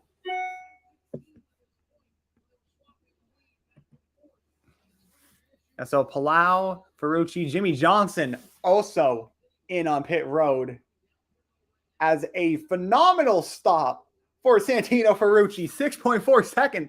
Alex Palau had a terrible stop. Kyle Kirkwood now also in on pit road. Jimmy Johnson in as well. Scott Dixon. I mean, this works since Palau comes out just in front of Scott Dixon. Grosjean's in on pit road. Rennes VK's in on pit road. Marcus Ericsson, the current leader of this race.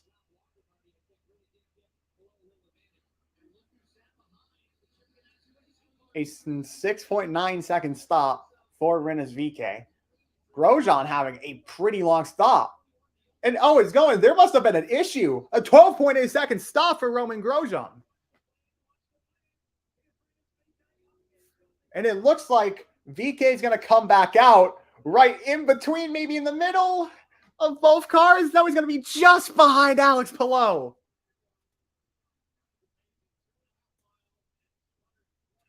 And it looked like someone was having an issue. That might have been Dave Malukas.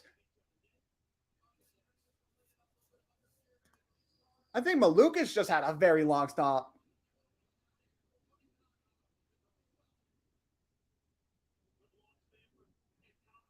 Someone was having an over 20-second stop. No, it wasn't Malukas. It was someone else.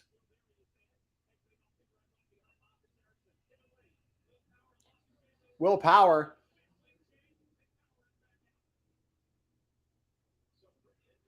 And now, the pit stops are really just cycling through. Patricio Award leading right now. There's still 10 cars that have not pitted yet. Grosjean now a lap down.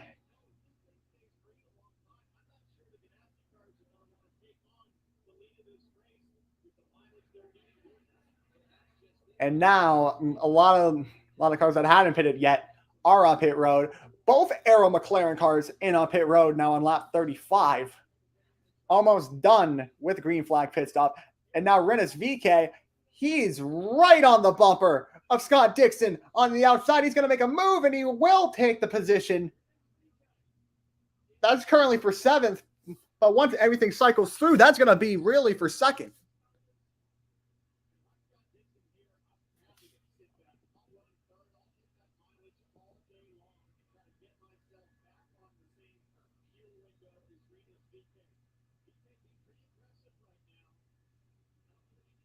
Yeah, VK is being pretty aggressive right now when it comes to chasing down Alex Palou.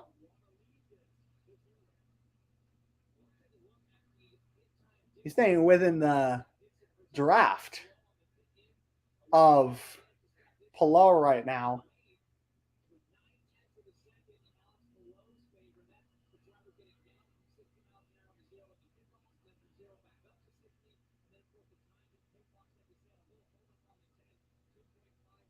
Castro Neves was leading. Now he's in for his pit stop. Montoya in as well. So really now everything has cycled through. Alex Palou is back leading the race. Dixon in 3rd. For the most part, the order's the same, except Tony Kanaan did not have a good pit stop at all. He's down to 9th. And both Arrow McLaren cars had great pit stops. Patricio O'Ward now up to 6th. Rosenquist up to 7th. And now Scott McLaughlin, he's passing Jimmy Johnson for position. That's for the 20th spot. Since the start of this race, Jimmy has just been going down. He's down to 21st. Started in 12th, has lost 9 positions in the first almost 40 laps. And Stefan Wilson already right now the only car a lap down.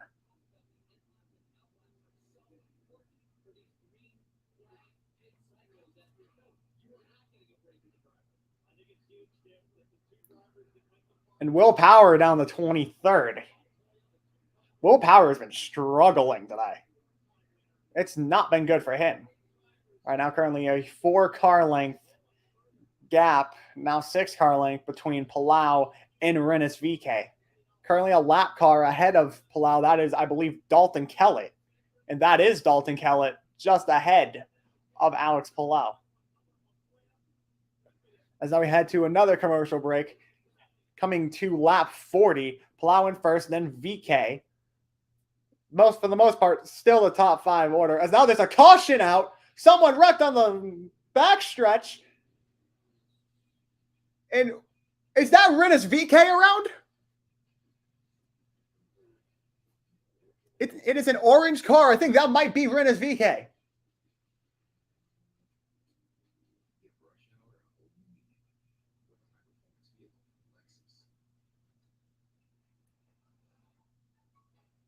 All I know is that is an orange car.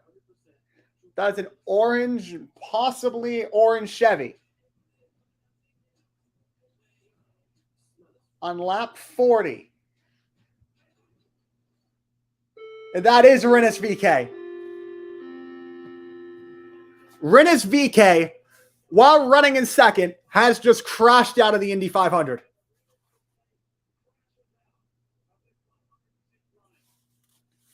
That is unfortunate.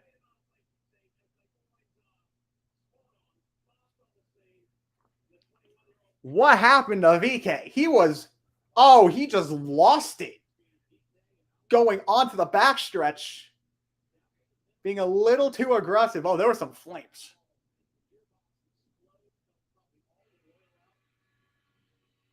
Oh, he lost the gearbox.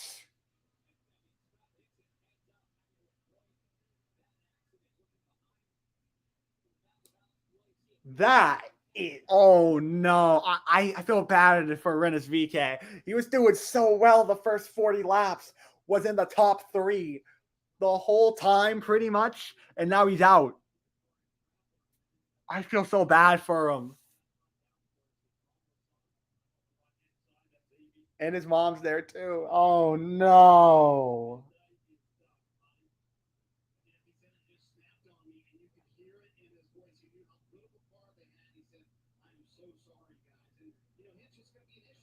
I feel so bad.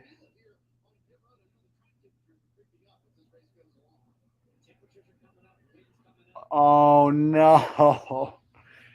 He was doing so well.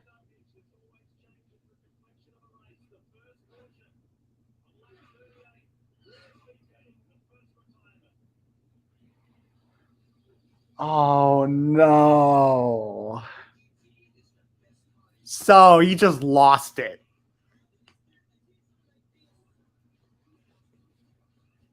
He had at times the fastest car out there.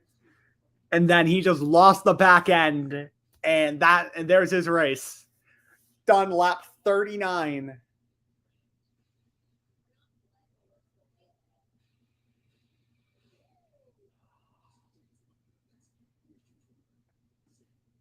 I feel so bad for him. I do.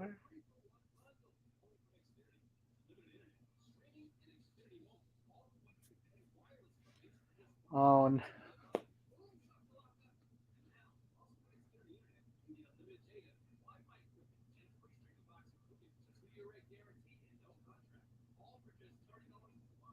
Poor Renasvika. Man.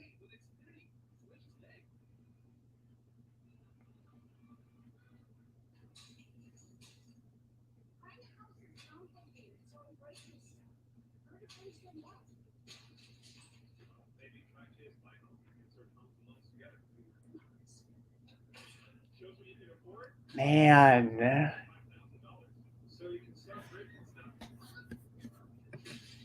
He's had a good car all month. And then just for that to happen.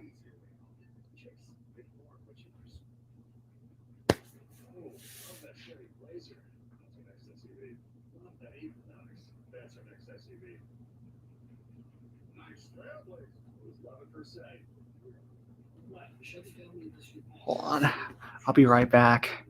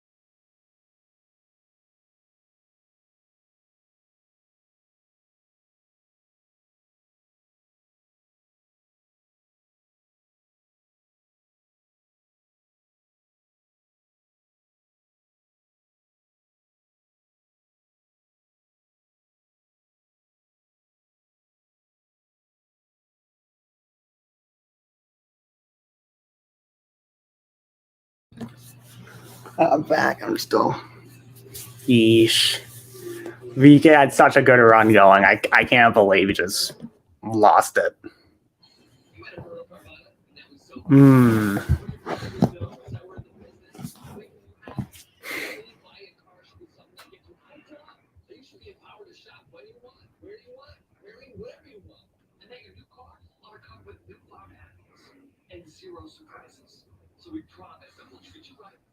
will put you in control, and all of us will stop at nothing to drive you happy. We'll drive you happy. So now we know who's finishing last. So Stefan Wilson's also going to be back on the lead lap too.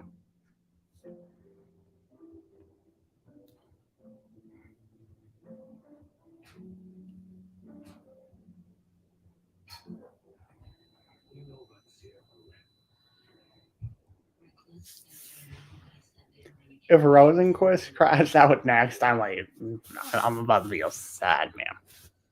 I'm about to be a sad man.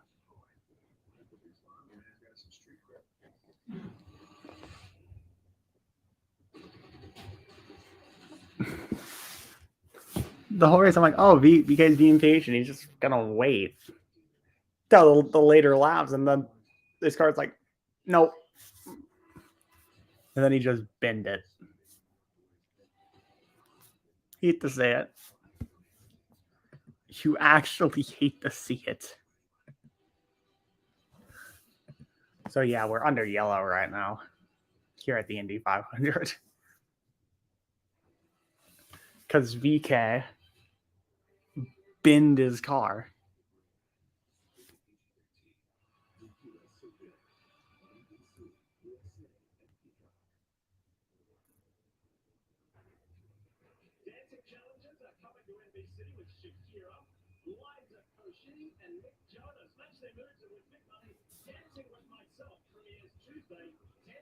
They're doing a new series called Dancing with Myself. No, please don't, NBC. Please don't.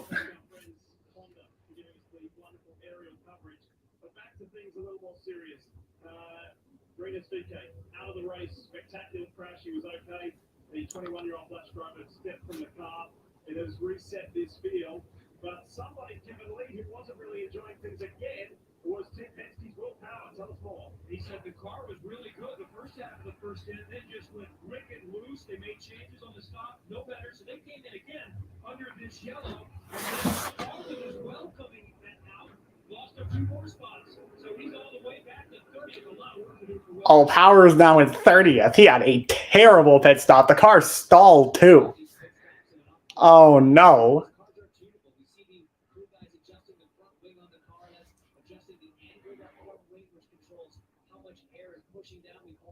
So now lap 46 of 200 here at Indianapolis. About already a fourth of the way through the race.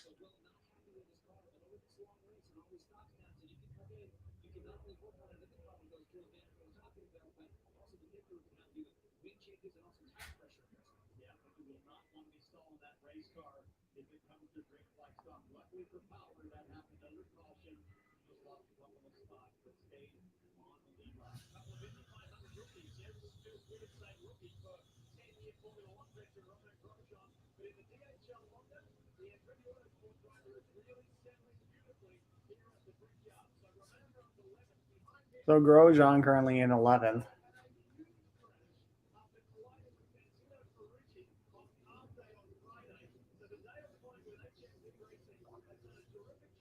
Oh, David Lucas had a crash too. I almost forgot that. So yeah, Alex Palau now is going to lead the field back to the green flag on what's going to be lap 47 when they get back. And now we are back green. Already 4 wide. Oh no, this is not going to work. Sato. Okay, thank you. Rosenquist lifted. Good. If he didn't lift, that was about to end badly.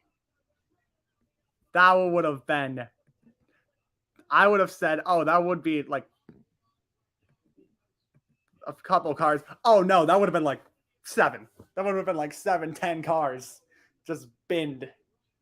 Sato also now up to 6 too. Ferrucci in the top 10. Callum Ilott is in 25th. And now Dixon. Oh, Award making a move on Ericsson. Pato Award. I feel like the Aaron McLaren SP guys, it's like they're going to have a good day. I was saying that before. I wouldn't mind Award. Award was my pick last year. He finished 4th. He's already having a strong having a strong race.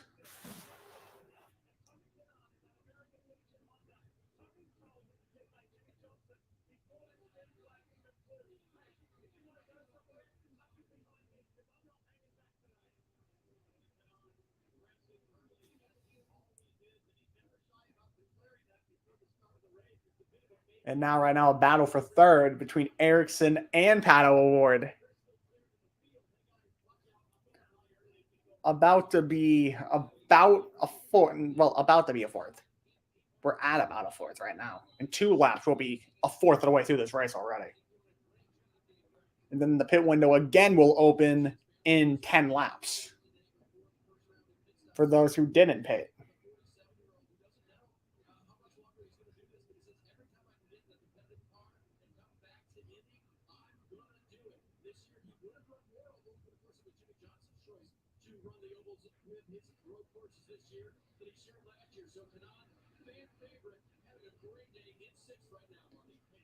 Yeah, Power is still in 30th. Though not that far behind him is actually Lundgaard, so there's a chance Power could get bumped to 31st soon.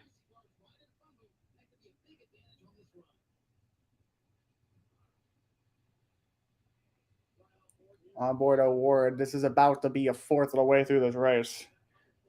This time by.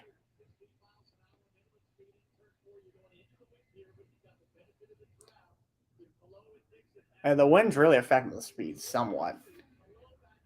I haven't seen higher than 225 today.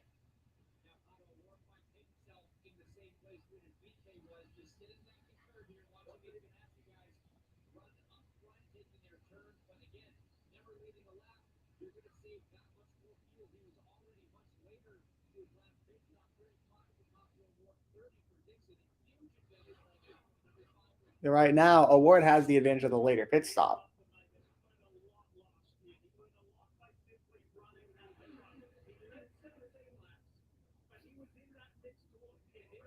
Now Dixon, he's going to take the lead right back on lap 52.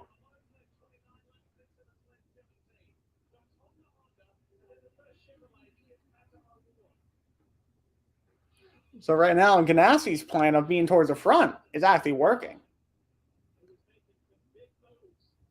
And Tony Kanaan was making some moves on the restart.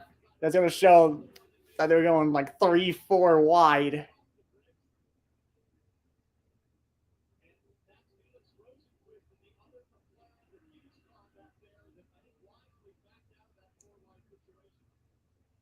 Yeah, because I would have taken out a couple guys for sure.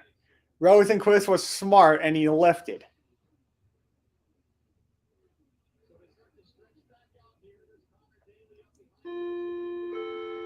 For the most part, it's just still a straight line. There's not any side-by-side yet.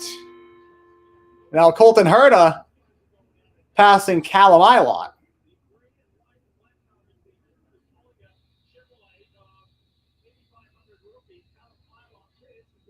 Ilott is not having a good race.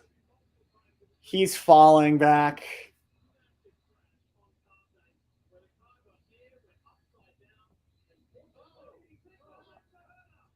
Oh, Herta almost wrecked.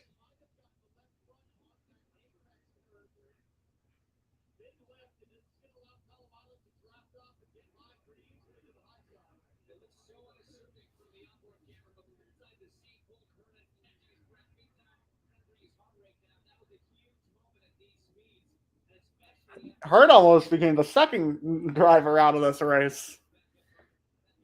And now Palau's back in the lead, too.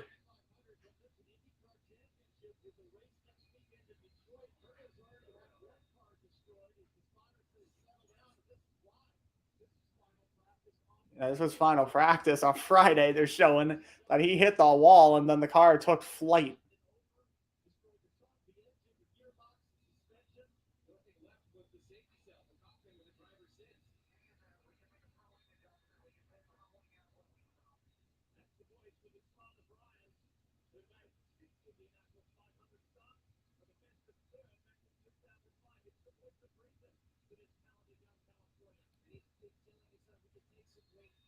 And Stefan Wilson's still a lap down after all of this.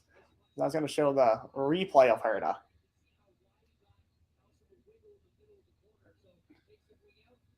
Oh, yeah, a little bit of a wiggle. That would have been bad. Because if you turn right, the only thing you see is just the outside wall. And then there goes your race.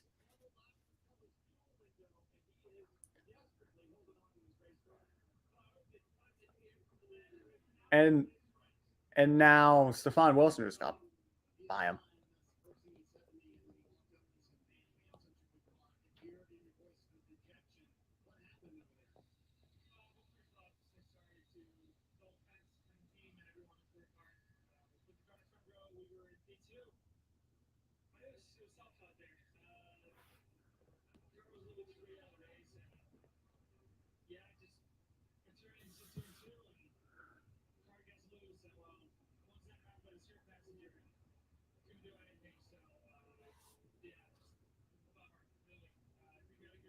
BK just sounds just so sad. I don't blame him. Yeah, he even said he had such a good car. He did. He had such a good car. If qualifying was just one day, he would have had pole.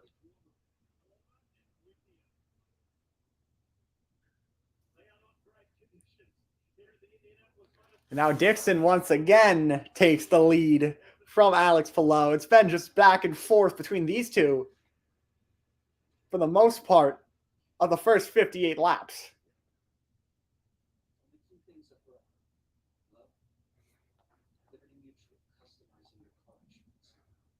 So now coming to lap 60 this time. Well, next time by.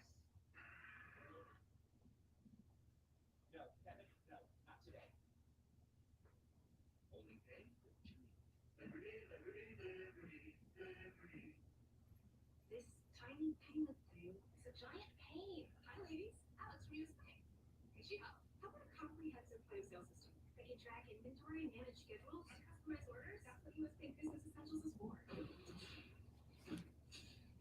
What about a new oven? Can US Bank help us there? We can serve loans for as fast as 12 minutes.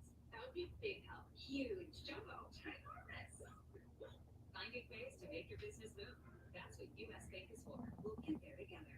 Introducing the all-new Ego Power Plus Roller, reaching an incredible 765 CFM. It runs up to 90 minutes on a single charge. That's why Ego is the #1 rated brand in cordless outdoor power. Exclusively Lowe's Ace and Ego authorized dealers. I thought for legalization, the one thing that can bring comfort to readers, Skechers. Guys, really, I don't think Skechers are illegal anywhere. No, ask the Skechers. Skechers, legalized comfort. Verizon just gave us all a brand new iPhone 13. We've been customers for years. Now on lap 60, yeah, there really isn't much happening right now. Everyone's just Switched to Verizon 2 weeks ago. Ours were busted, and we still got a going out. So wait, everybody gets the same rate deal. I think that's the point. iPhone 13 on us for every customer, current, new, everyone, on any unlimited plan, starting at just $35. All on the network more people rely on. I feel like award winning would basically mean next year he could go to F1. I was just in a group chat and that kind of got brought up. I honestly don't think they're wrong there.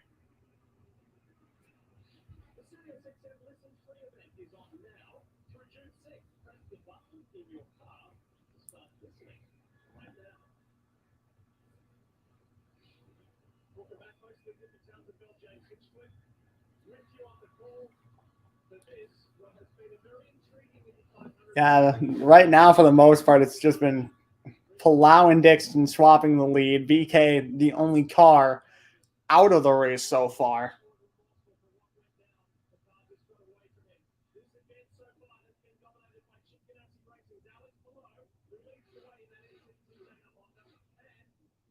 Santino Ferrucci, though, he's been in the top 10 most of the race. I wasn't lying when I said he'd be a dark horse to win.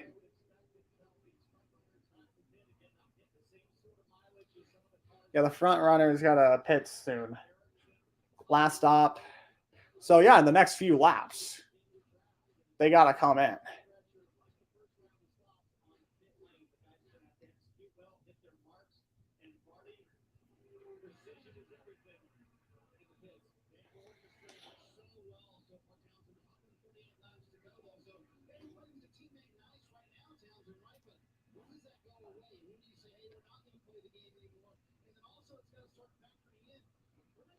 Andretti's actually he has a pretty fast car right now, though he's stuck in around the mid-20s.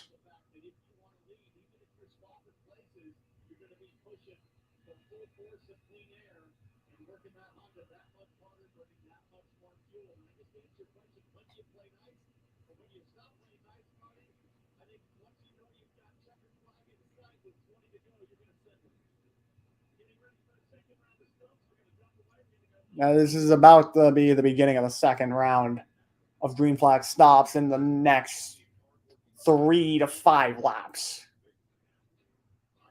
Very soon.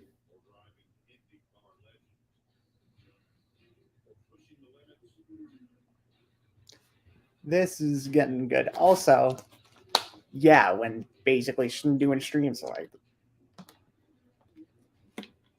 I've already gone through 2 of these. I have a third that I have yet to start. I'm on my 3rd bottle of water stream.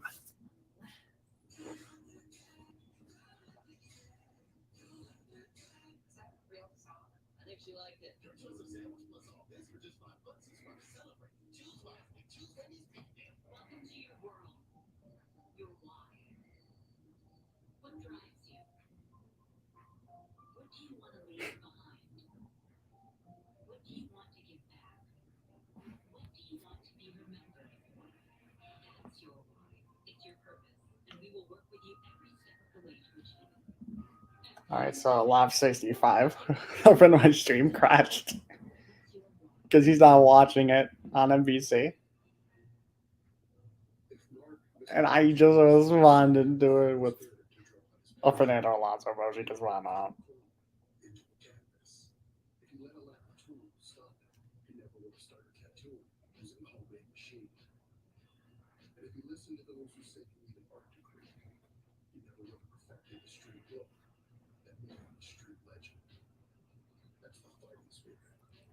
Okay, so yeah. Pit stops are starting soon. We're on lap 66.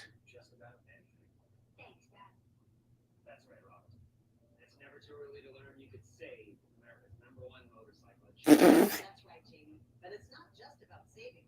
It's about the friends we make along the way. You said it, Flo. And don't forget to floss before you brush. Your gums will bend. That's right, Dr. Gary. Jamie? Sorry, I had another thought, so I got back in line. What was it? Can't remember. Introducing the most rugged helmet vehicle series. Built them for challengers. You lean in life's curves. Friend of mine snapping me midstream. Damn.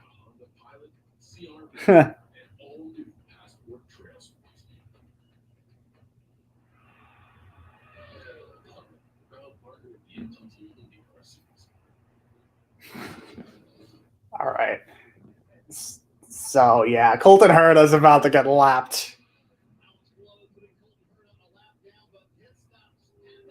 Pit stop's happening. Jimmy Johnson's in.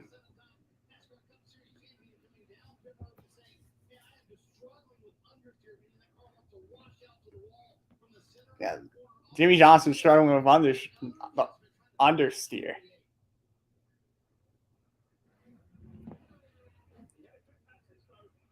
Dixon now in. So Palau is leading for now till he comes in for his stop around the next 2 laps.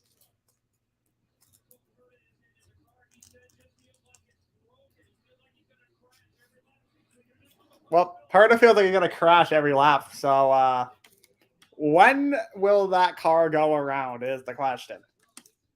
It's going to happen soon.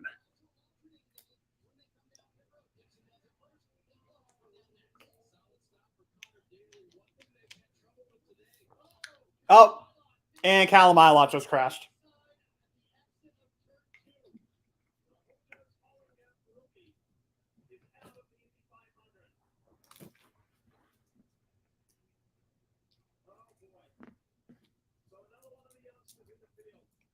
Wah, wah. Oh, yeah, that was a big crash.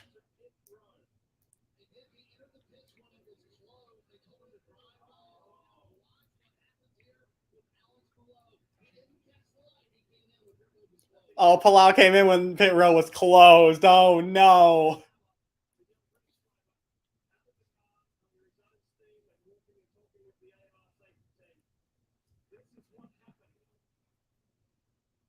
What happened with him? Oh, the same thing with BK. He just lost it. Oh, except he had driver's side first.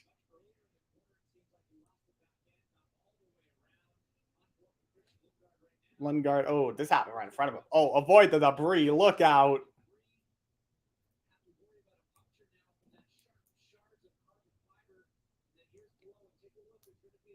Oh, wah. Oh, right.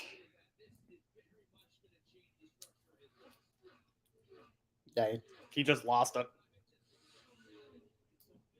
Hate to see it. I mean, Ilov was he was falling through the field.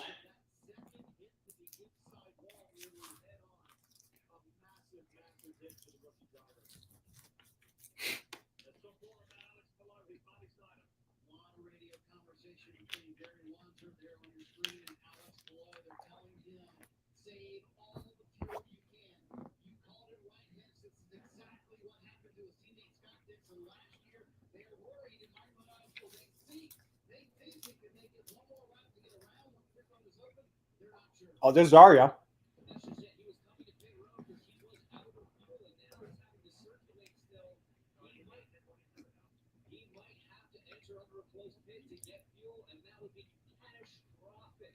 Oh, he might be out of fuel. I think he is. Well, there goes Chip Ganassi's strategy right out the window.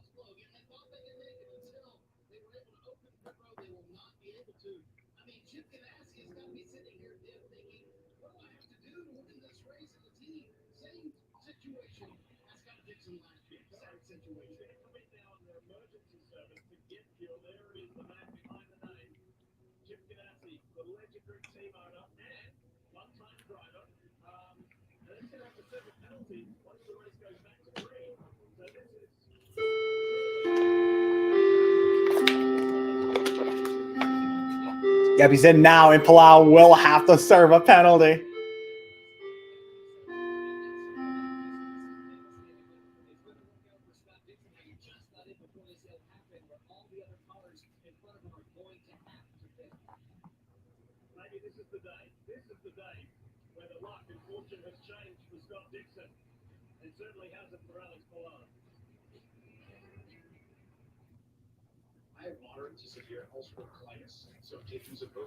So yeah, now Indy actually goes to a commercial for the first time today.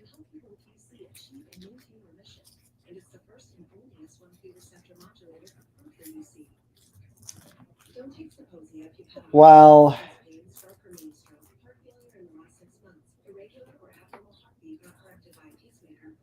you hate to see it.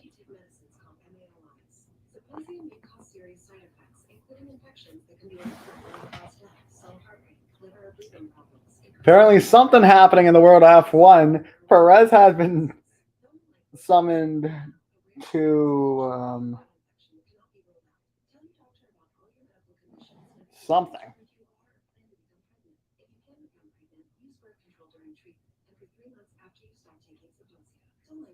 Ferrari's apparently protesting. So there's a chance right now.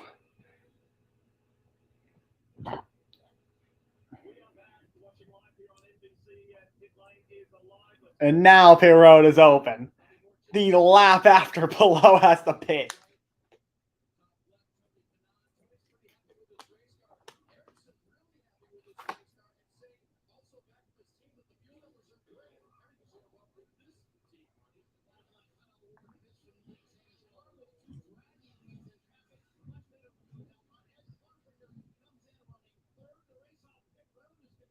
Oh, that was not a good pit stop for Ed Carpenter.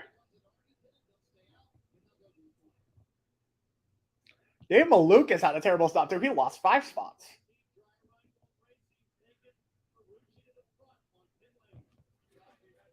Oh, wait. Did Santino Ferrucci just win the race off pit road? Hold on.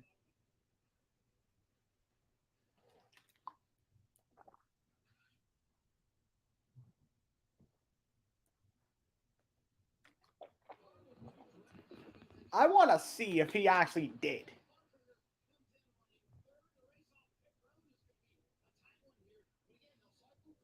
Ferrucci finished 4th off the race off pit road. So Ferrucci's about to be like P4 when we go back green.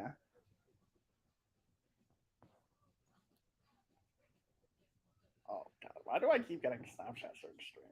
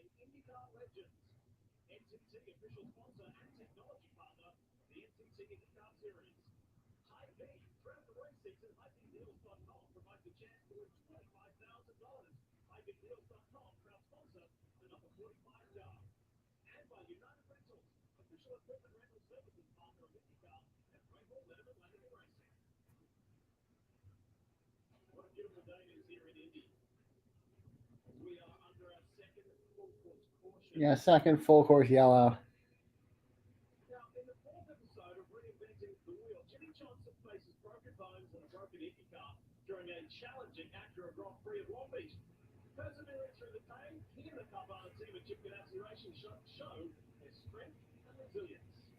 Oh, what is this?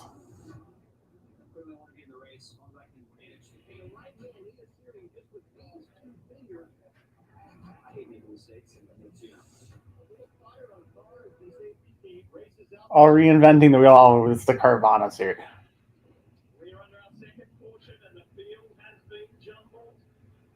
And the field has been jumbled. Ferrucci's up to 6th. Oh, wait. Dixon stayed out because he pitted already. Connor Daly P2. Yes. I don't know why I'm happy, but it's Connor Daly. So, yay. Something different.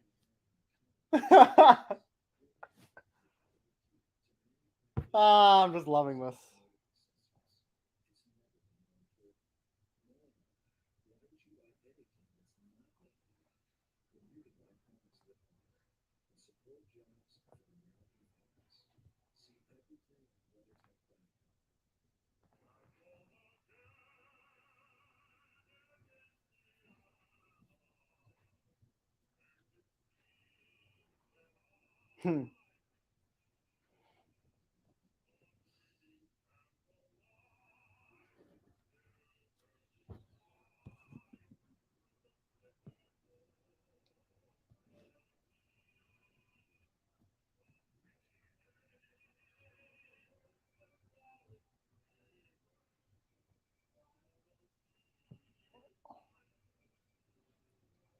So yeah, under a commercial right now. We're at like lap. We're gonna be at like lap 80 right now. Like 20 laps from halfway.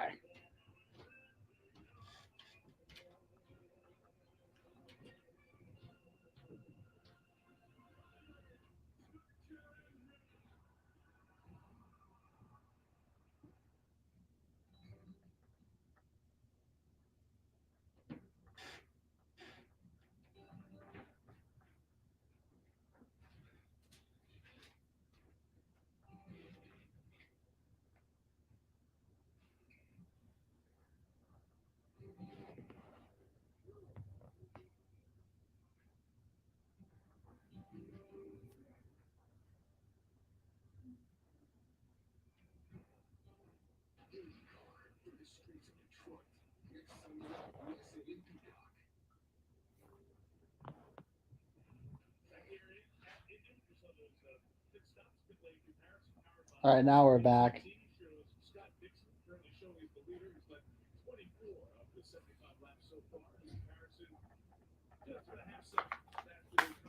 So yeah, Connor Daly's in P2 right now, and I'm happy about that. Let Connor Daly lead some laps. We all want that. We all love Connor Daly here. I loved how he was out front for so long last year. He definitely would have got a top 10 if it wasn't for that Rahal. Right?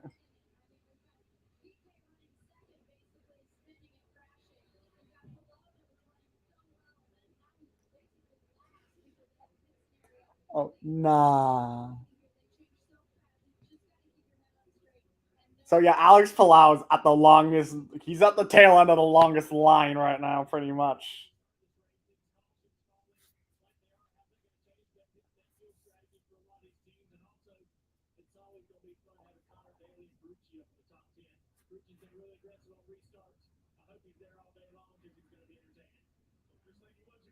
Lap 77 right now.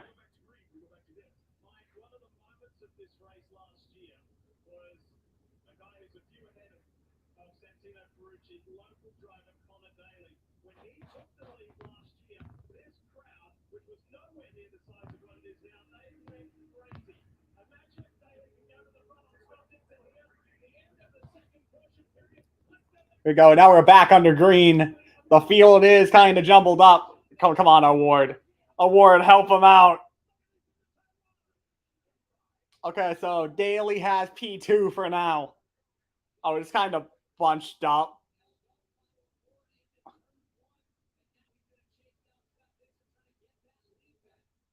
There's some side by side. And the field's all bunched up. There's going to be a lot of side by side in 3. Oh, 3 wide almost. And that was for what, 16th? That was for 16th or 17th. I think that was for 16th that they were 3 wide. Oh, go. Daly. Go. You're right there. Oh, why did you break that early?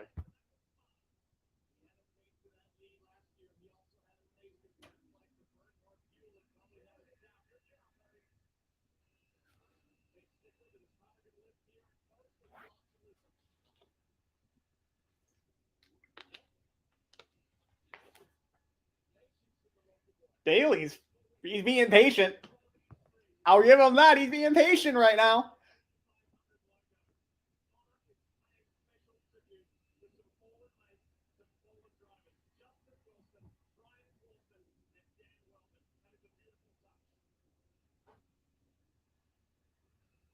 Oh, he has not only that, it's changed to a couple IndyCar drivers that passed over the years: Justin Wilson, Brian Clausen, and Dan Weldon. Come on, Daly. Come on. As soon as I just said Dan Weldon, I'm trying so hard not to cry. Yeah. We all miss Weldon. That Weldon video I made, that might have been the hardest one to edit and actually do voiceover for. Because not only did I do that while I had COVID, but that race itself. Oh, Daly. Daly, take the lead. Yes. Connor Daly's leading. Yes.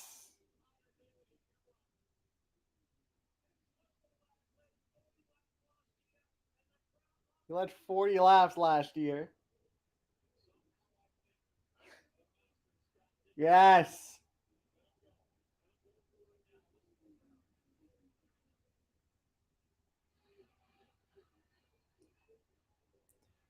The crowd is loving this.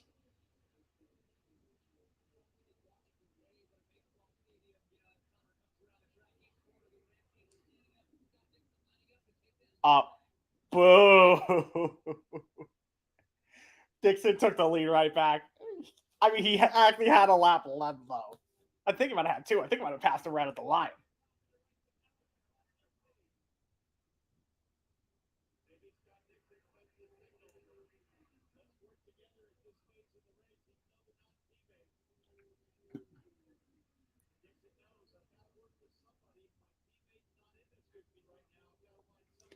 Yeah, where is Palau anyway? Is he?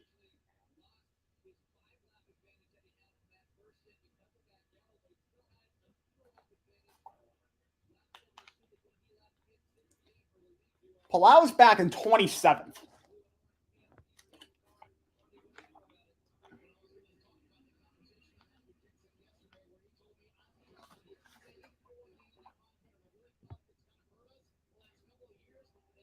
I feel like Hurt is going to crash out soon. He has Connor Daly. He upgraded.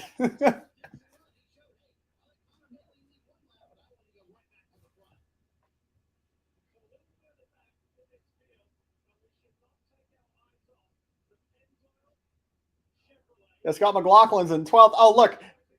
Daly's back in the lead. Yes. Scott McLaughlin. He's currently in 12th. He's made his way through the field. These 84 laps. He started back in 26. He's gained 14 spots so far.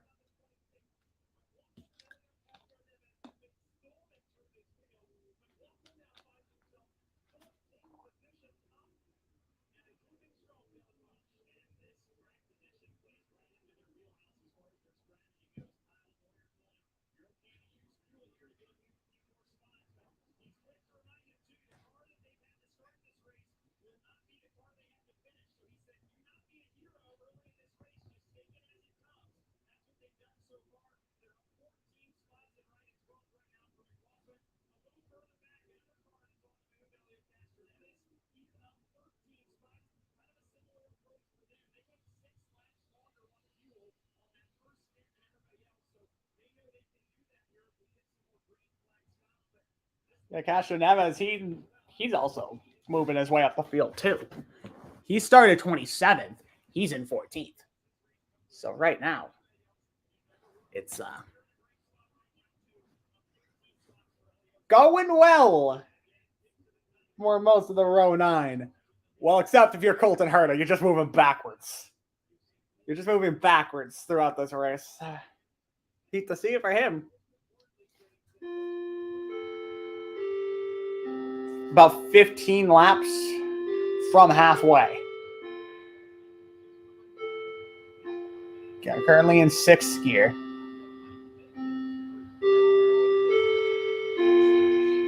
Is now on board Helio Castroneves. Also, Rosenquist. A couple of the guys I was mentioning still in the top 10. Ferrucci's in 6th, and Rosenquist is in 9th.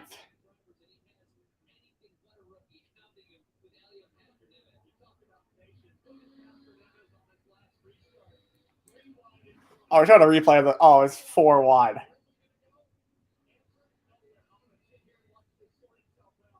Huh. You played that so smart.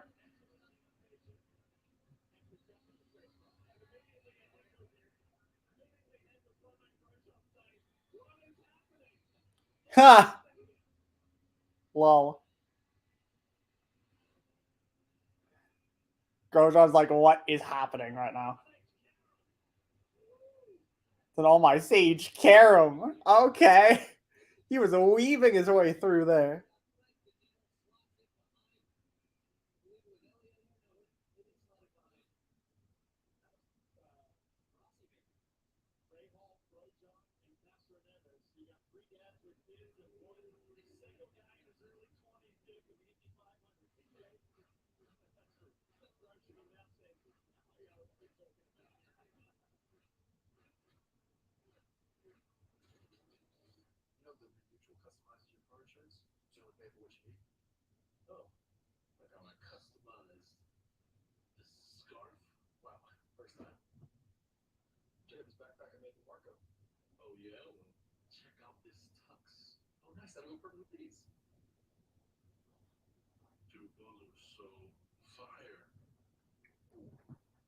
Yeah, we're under commercial right now too.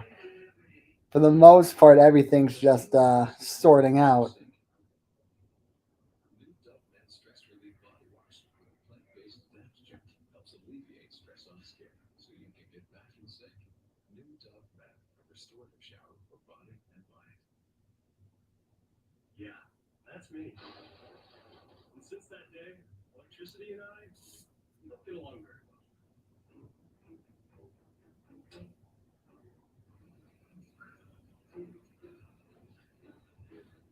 I've got issues with electricity, but I can finally start moving forward. Thanks to Wallbox. A safe and smart way to charge your car. Embrace electricity. Charge with Wallbox. The number 45 Indy car. Almost the halfway. We're about 10 laps from it. Lap 90 right now of 200. For the most part, everything's still single file. Top three since the restart has not really changed. Still Dixon, Daly, and Award at the top three.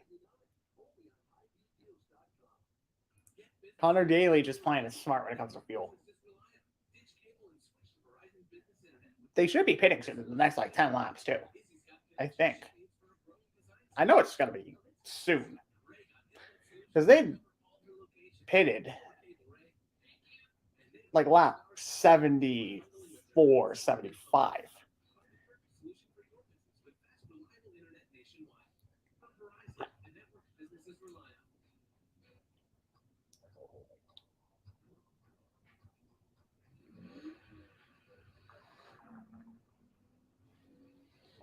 Eesh, that's a hiccup. There you go, lap 92. Oh, there's some side by side starting.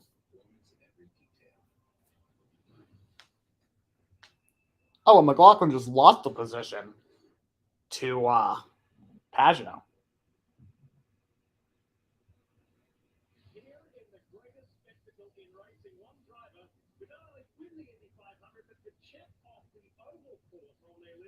And be in the running to win $1 million. People Ready is proud to advance its mission to be a force for good in communities across the nation. For more information on the People Ready Force for Good Challenge, visit peopleready.com. All right, so got road, street. All right, so yeah, this is an interesting challenge. You went on one of each three races. Well, no, New Garden has two. McLaughlin has one.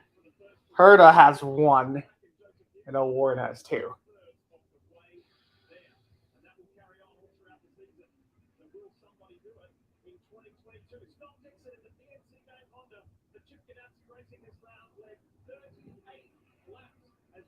Dixon's led 38 laps today.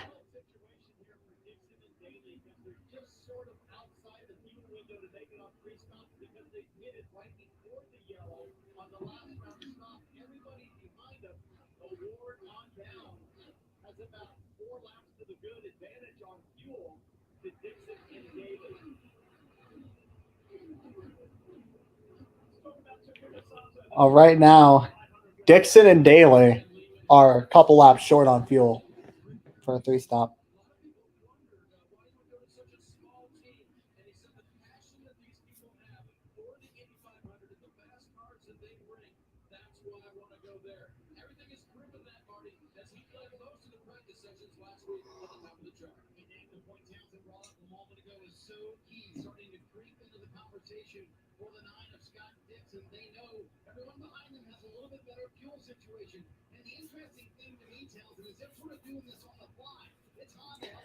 So yeah, about halfway through the race, and meanwhile, stream-wise, about 3 hours in.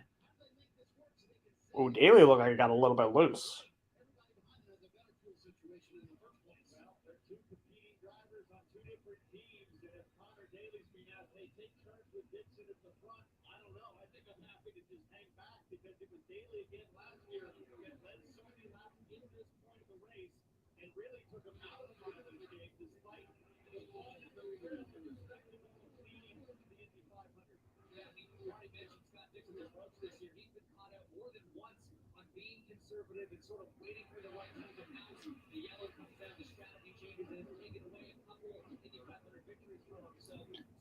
Lap 97 now.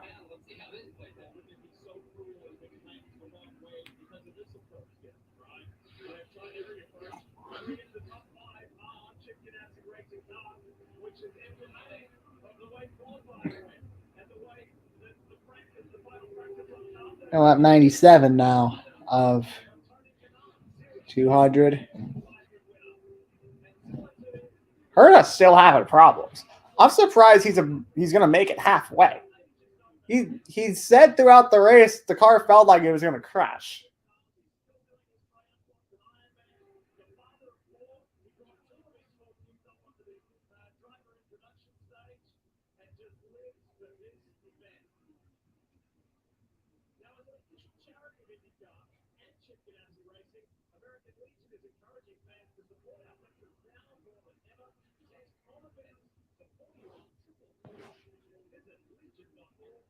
Everything's still single file for the most part.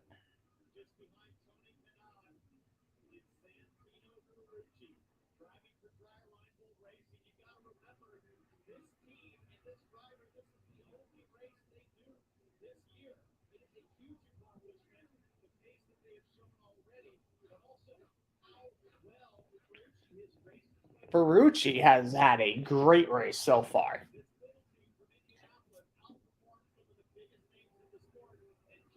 In P6 right now. This is only, I believe, his second race of the season.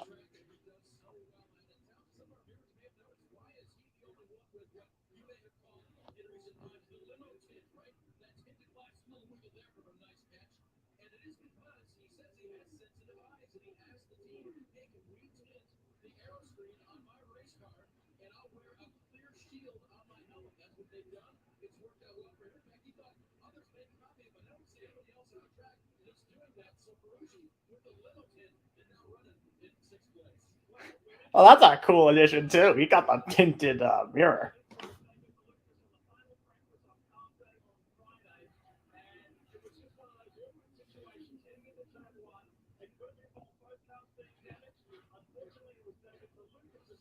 The Malukas was the only car damaged from that incident Friday. Oh, no, they touched wheels. And then tire got cut down.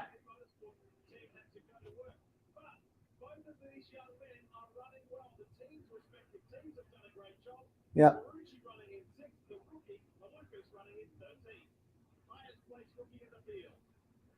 And Malukas is the highest scoring rookie right now.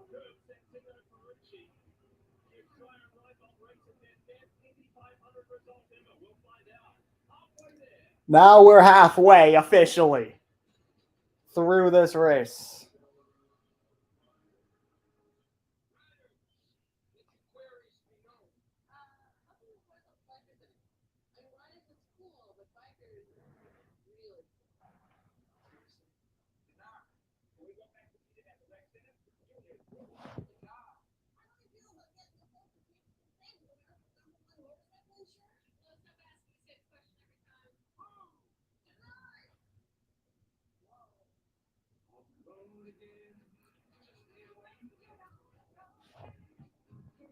Yeah, so they're going to be pitting again soon. Oof. With the fresh cracked egg and all this crispy bacon, Wendy's breakfast baconator might be the greatest breakfast sandwich of all time. That deserves a chef's kiss. Choose life. Choose Wendy's breakfast baconator. This tiny payment thing is a giant pain. Hi, ladies. Alex, Rita's Frank. How about a comprehensive point of sale system? We're at lap 103 right now of 200. What about a new oven? Can US Bank help us there? We can serve loans as fast as 12 minutes. That would be big help. Huge. Jumbo. Ginormous. Finding ways to make your business boom. That's what U.S. Bank is for. We'll get there together. If Philly Garcia didn't have the fighting spirit to drive his ambition, he never would have left home for LA with only his car to sleep in. If he listened to those who rejected him, he never would have sold that car to pay for his dream.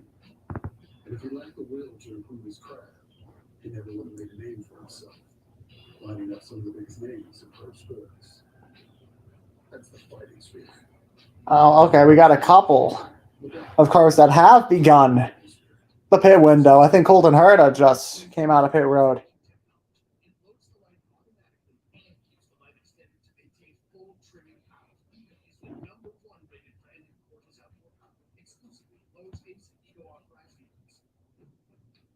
Lap 105. Daly back in the lead. Yes. I'm just so happy that Daly's getting laps led.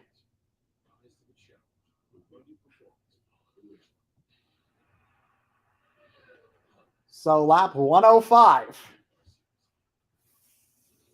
at Indianapolis. And it looks like Pato O'Ward just took second from Scott Dixon. I think Dixon just came in for his pit stop. Thinking of it. So Daly should be pitting soon. Yeah, Daly just pitted, so Pato O'Ward is now leading this race.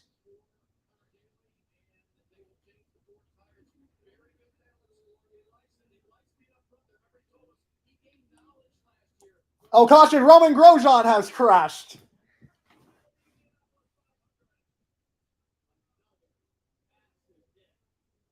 And it's on the backstretch again. All three cautions have been on the backstretch.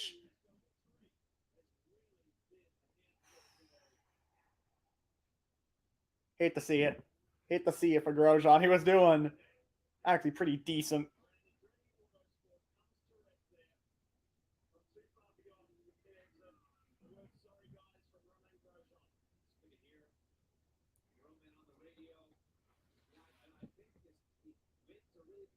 Grosjean binned the car.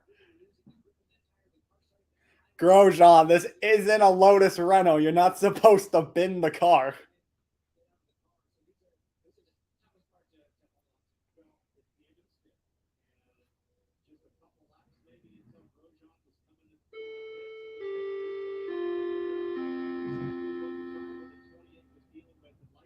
And he lost it.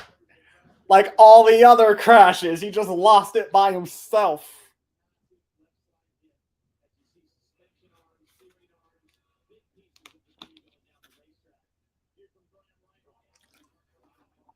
Oh, Rahal barely missed that.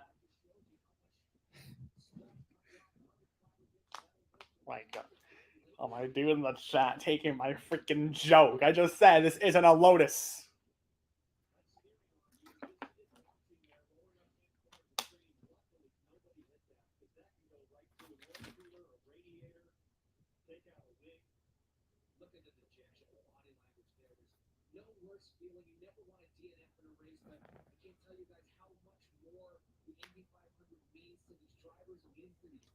You hate to see it for Grosjean.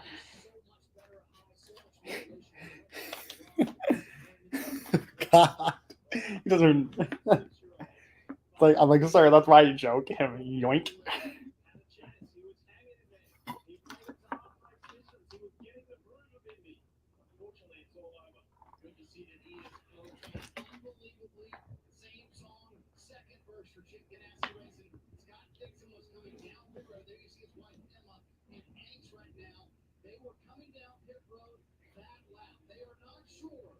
Oh, Dixon was gonna pit that time. So he let O'Ward pass actually to save fuel. Then they were gonna come down. Then Grosjean just binned the car.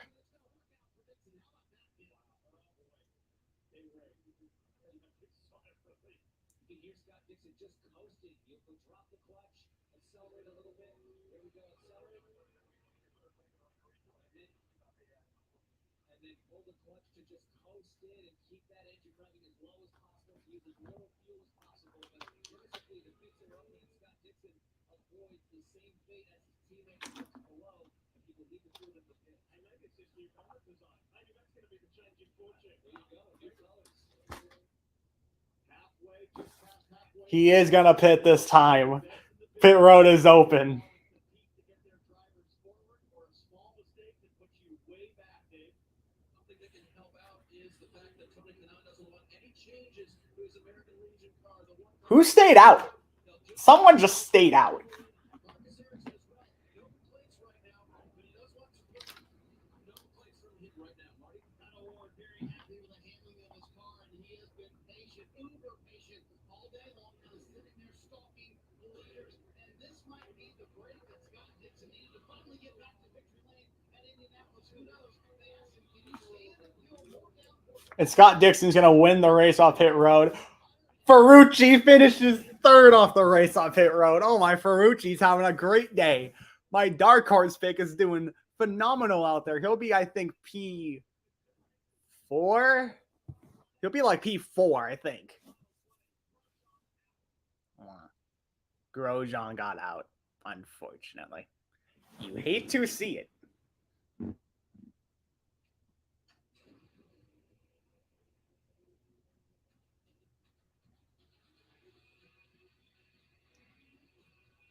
Oh, who's leading?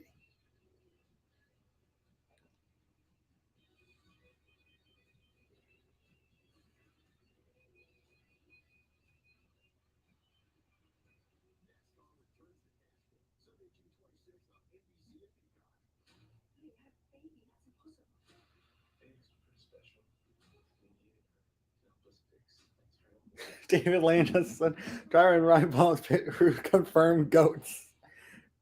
Yeah.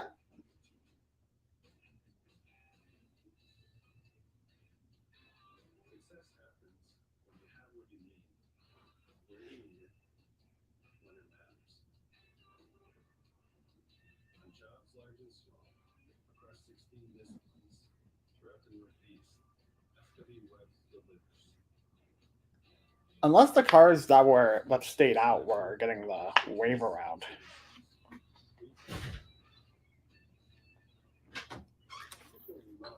Oh no, Will Power's leading. All right. How you doing, TJ? We're past halfway. So that's good. Past halfway. 3 cautions so far.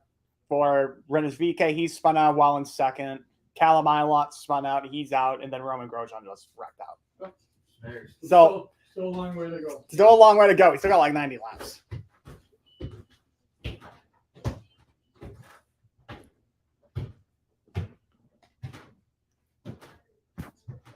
Just had some guests come through the other door.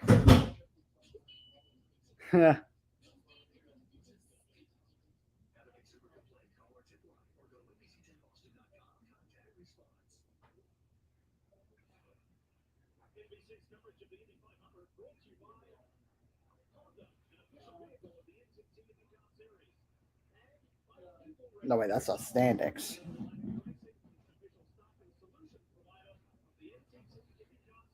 Timing and scoring right now.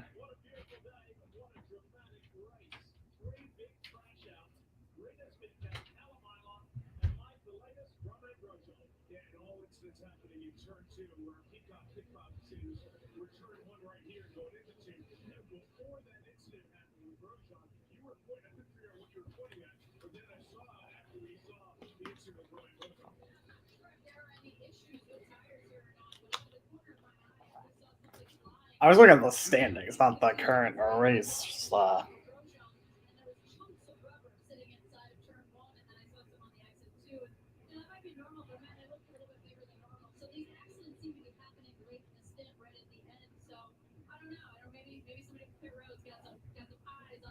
right, so time to see who's leading this race after they just don't show Danica. That would be lovely.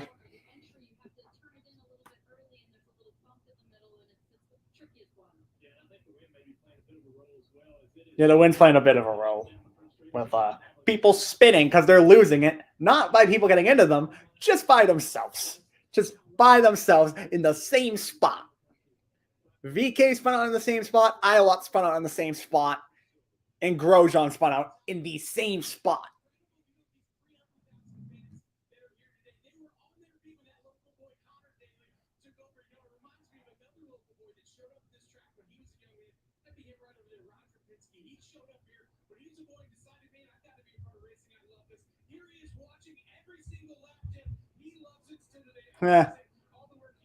Penske just has the best seat in the house. And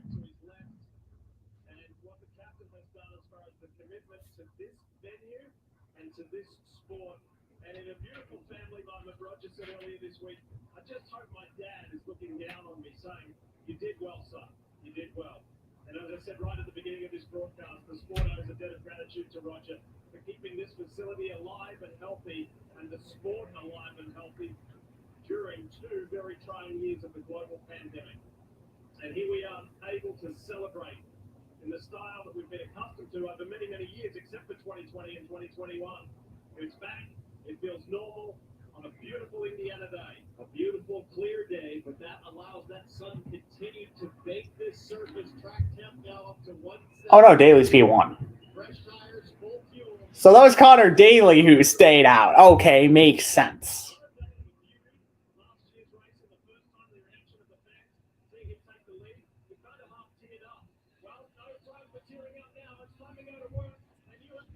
Back green on what's going to be lap 113. Oh, Dixon already passed him. Oh, 3 wide. 4 wide? Ferrucci's about to move up the second. Okay, Ferrucci. Oh, wow. What a move by Santino Ferrucci. He's not going to get second, but that was a move. That was an aggressive move that stuck. What a... Jeez. Ferrucci. I mean, that's the thing. Oh! Him and Daly touched.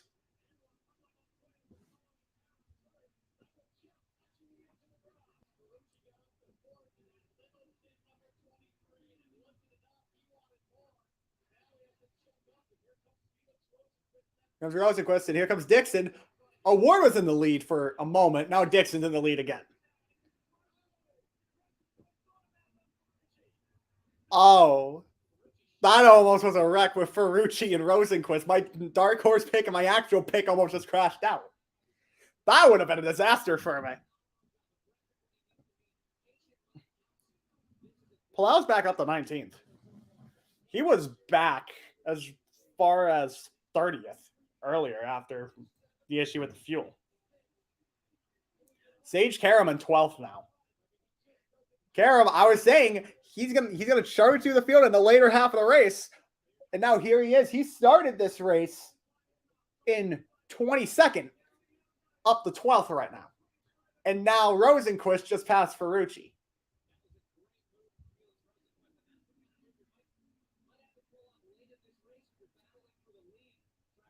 I think if Rosenquist passes Daly, the next thing you know, I think him and O'Ward are going to work together.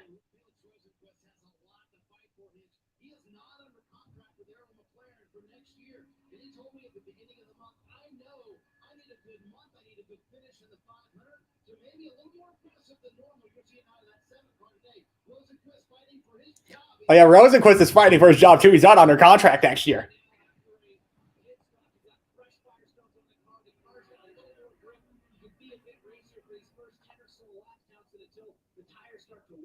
And you have to back off and protect your car a little more.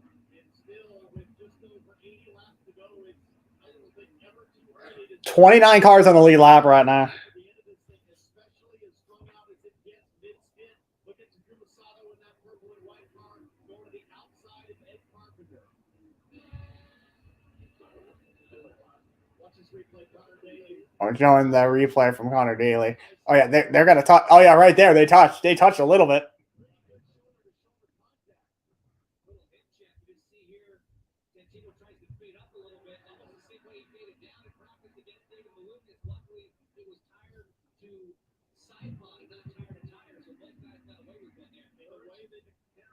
Oh yeah, they kind of got lucky.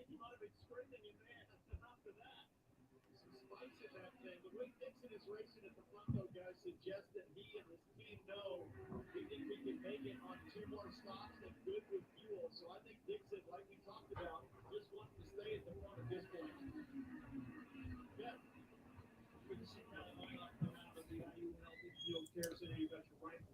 Cal now getting interviewed. Oh.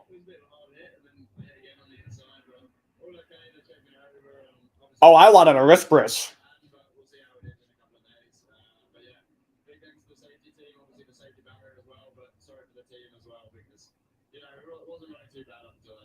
Thank you. Good to see you're okay.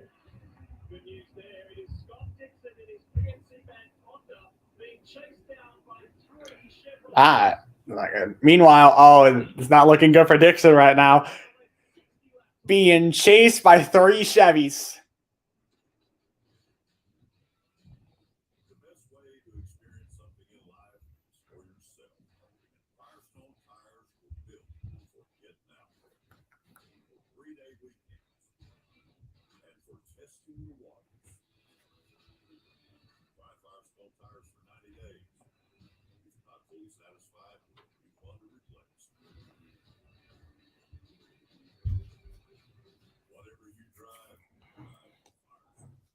So we're coming to about the last 80 laps. And the next time by is going to be 80 to go.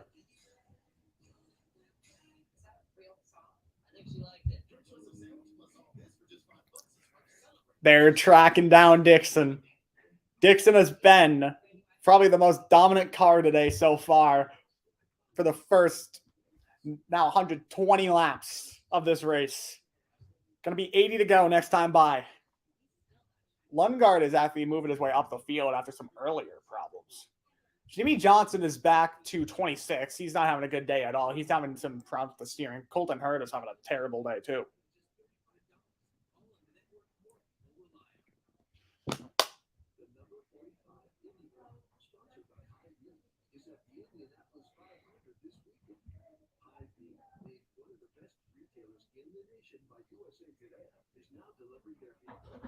Hey, Tyrone! Hello. Jeez, I keep getting called during the stream. Also, no, that's not what my name stands for. That's just a nickname. It's a nickname for one of my aunt calls me. These are the backyardigans. That is a story for another time, though. People act like they're so hard to take care of or whatever, but it's totally amazing. That's good to hear. See how easy that is? I hope being a mom is that easy. It's not. So now, about to be lap 122. Oh, Ward is still close. He's a couple car lengths behind. Right now, it's Dixon, then O'Ward, Daly, Rosenquist, and then rounding out the top 5 is still, I believe, Santino Ferrucci in 5th. So Dixon now, he might have enough actually to make it to the end.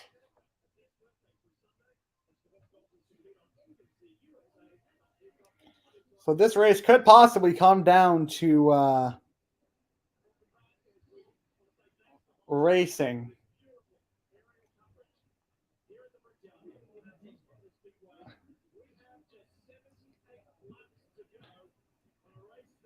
The 78 to go at Indianapolis. Yeah, Ferrucci still in 5th. Tony Kanon's in 6th, though. He's not that far behind. He's just chasing. He's chasing. Kanon driving like a man with nothing to lose because he might not be back here next year.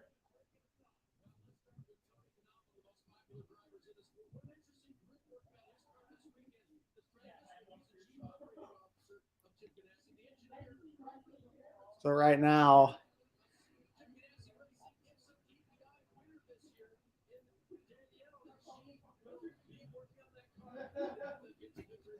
oh yeah, definitely. And it just mentioned some of the people working on Kanon's car from IMSA. Definitely an interesting crew.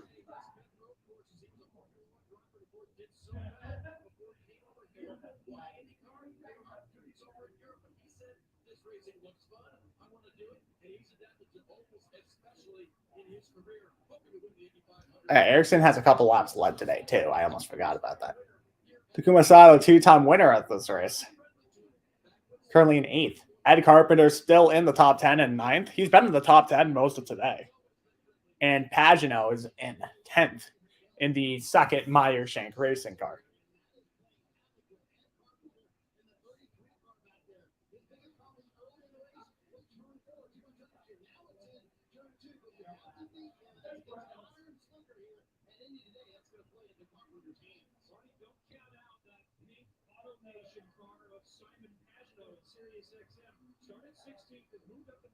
He told me this morning, the hotter the better. We just want to hang in there, and our chassis is good. We think we can be a... Now, Pagano feels like he has a good car right now. He's inside the top 10. He's been adapting as the race goes on. Helio Castroneves, the biggest mover of the race. He started in 27th, currently up in 11th position at the moment.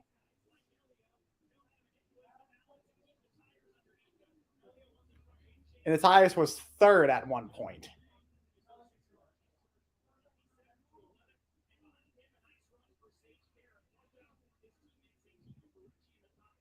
Sage Karam, he's also having a solid race too in his driver and Reinbold Chevy. Karam, he's always one that later on in the race, you see him charging through the field. He thrives more, especially in the second half of the Indy 500 rather than the first half. Again, as I mentioned earlier, last year started in 31st. That same team, and he ended up having a top 5. No, not top 5, top 10. Top 10. He finished 7th.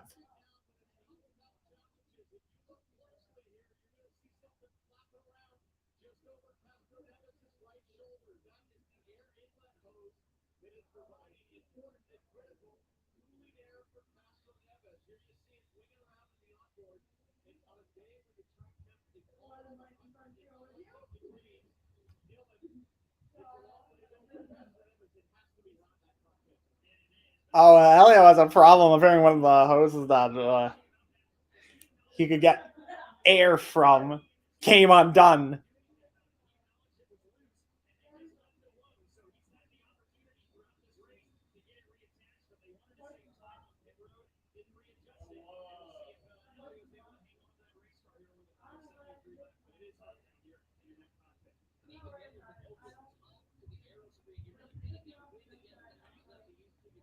Coming close to 70 to go. Lap 128 right now of 200. Yeah, Colton Herta, he's just been struggling. I think he might be a lap down now, too. Or Wilson's back on the lead lap. Because he's down at 30th. He's the last of the active running cars.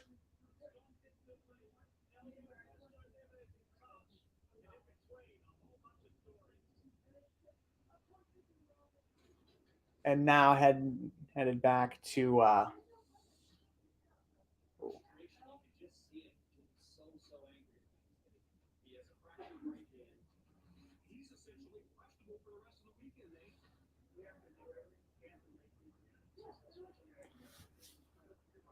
lap 130.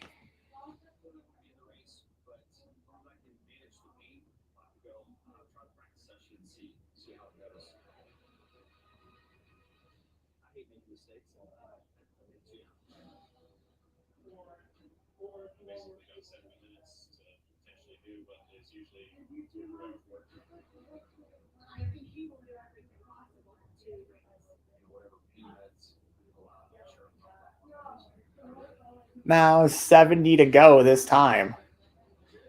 Oh yeah, showing Jimmy Johnson series reinventing the wheel. I bet that's been a pain doing, especially on the road and street courses. Seeing that last year, doing those, the less said about it, the better.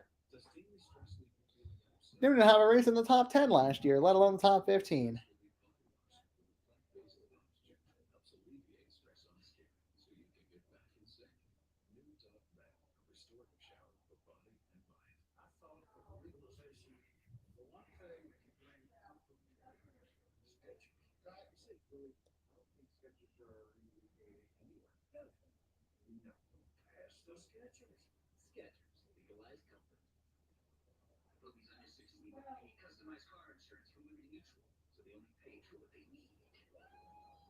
Lap 132. I mean, nothing really changing throughout the field during the break. We got pit stops again within the next 10 laps. Currently at lap 132 of 200. The next pit window most likely opening lap 141 to 142. So then that'll lead to maybe one more stop if strategy is played right by the teams. Or maybe another caution coming out in favor of some of the teams that might be possibly close on fuel, depending on what strategy they go with. Both Arrow McLaren cars inside of the top five, with Award in second, Rosenquist in fourth, Connor Daly in the middle of those two Arrow McLaren cars. Meanwhile, Scott Dixon still leading this race, and Santino Ferrucci rounding out the top five, currently in fifth in his driver and Reinbold Chevy. 4 of the cars in the top 5 are Chevys right now. Scott Dixon, the lone Honda, in the top 5. Everything's still single file. Tony Kanaan, though, might make it 2 Hondas in the top 5. He's closing in on Santino Ferrucci. I know Roman Grosjean's getting interviewed.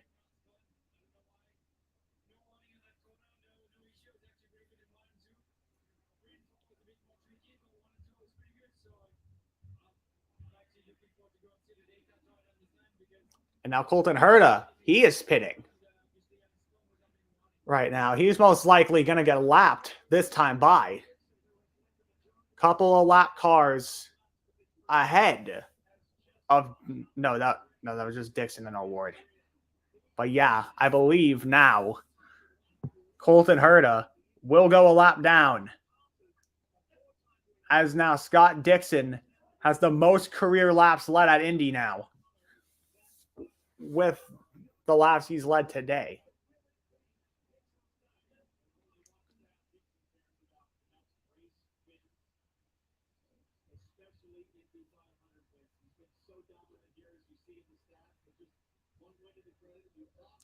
Oh no, Colton Herta's now out of this race. They brought the car to pit road. Colton Herta, now the 4th driver out of today's race. Possibly an issue with his car. Again, he's had problems all throughout today.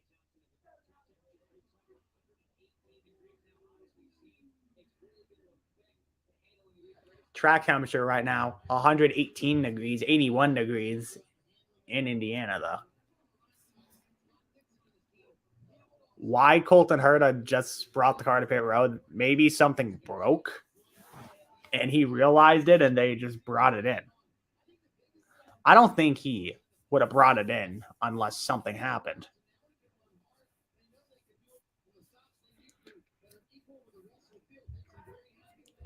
Well, lap 137 right now, coming to what's about to be 60 to go in 4 laps. We're at 64 to go right now.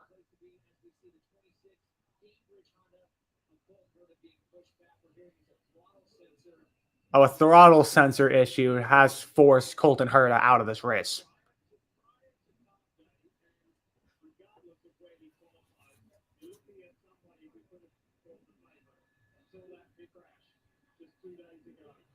Yeah, Herta was one of the favorites a couple of days ago. Since Friday, everything's been downhill for him. He had a ton of issues with that backup car today. And he was just falling back all throughout the race. As now, it looks like we're about to go to another side-by-side. Coming up to 60 to go right now. Currently 63 to go here at Indianapolis. Still mostly single file racing.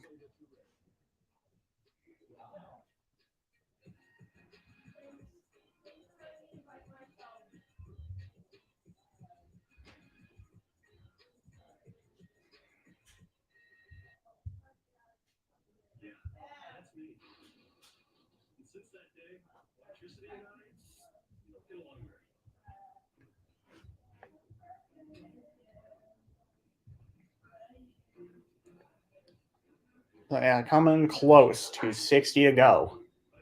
The top 10, for the most part, has stayed the same the last 15 laps. Not much changes towards the front.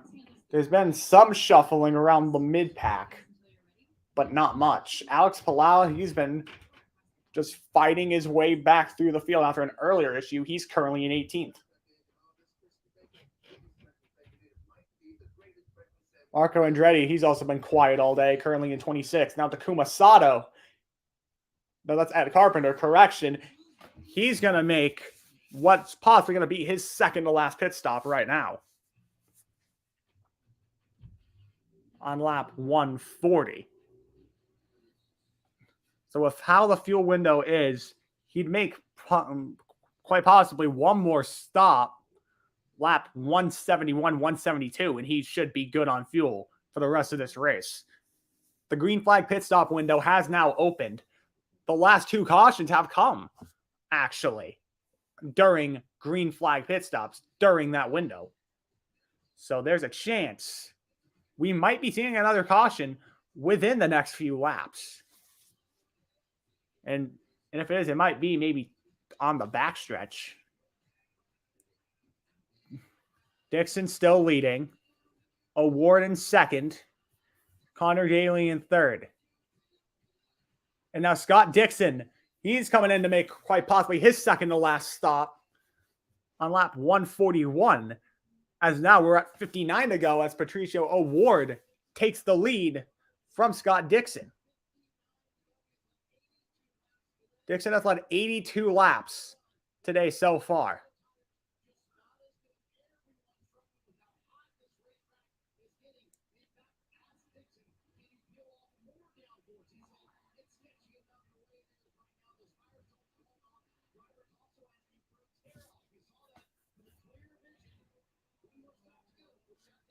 And one more stop left. So this race could possibly come down to fuel mileage. There's now Dalton Kellett. He's in on pit road. He might possibly... Wait, did it just say out for Dalton Kellett? Did they just bring it in to retire the car? Did Kellett have some issues too? Now Daly's in on pit road. No, that was just pit road. Oh, it's showing an I lot. About a 10-second stop for Kellett. Connor Daly making his second to last stop right now.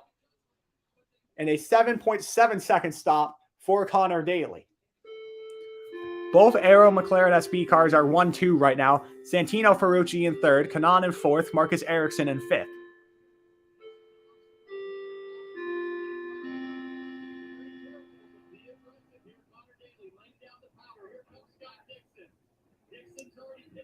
Dixon's already pitted one lap earlier. It looks like Daly, he will come out ahead, but instead it's going to be Daly being just a little bit behind Scott Dixon.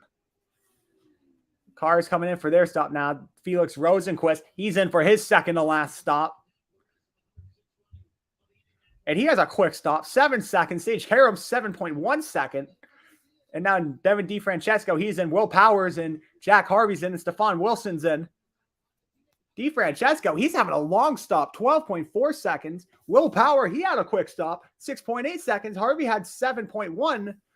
Award now pits from the lead. Tony Kanaan for the first time today will lead this race. As now Patricio Award, he will come out right in front of Dixon and Daly.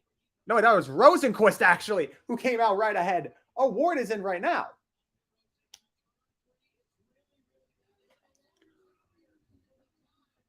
A little bit of a longer stop for Award. Ferrucci had a quick stop, too, 7.3 second. Dixon, he's going to pull out a couple of quick stops as well for Montoya and the rookie Kyle Kirkwood. Oh, it looked like something might have fallen off that car. And Award's going to come out just ahead of Dixon by a good amount.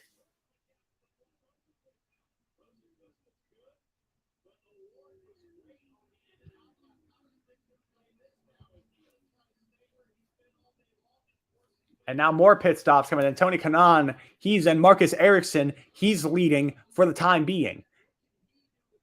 A lot of guys on pit road right now. Kanaan, Sato, Pagano, McLaughlin, Malukas, Lundgaard, Newgarden, and Andretti among those on pit road right now.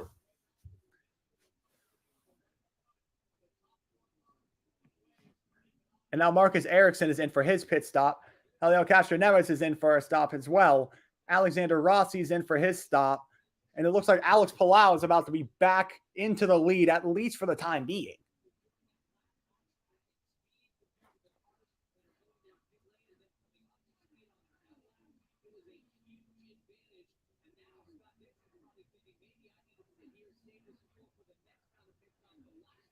And there's some lap cars ahead. So currently, O'Ward is going to be in the lead. So it looks like Patricio O'Ward will be in P1 for a little bit.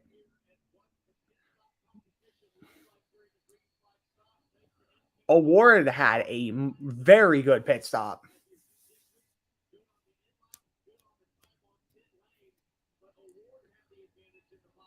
O'Ward had overall a second quicker stop.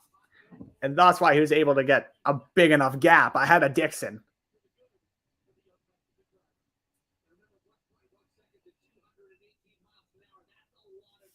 And right now, lap car ahead, that's Dalton Kellett.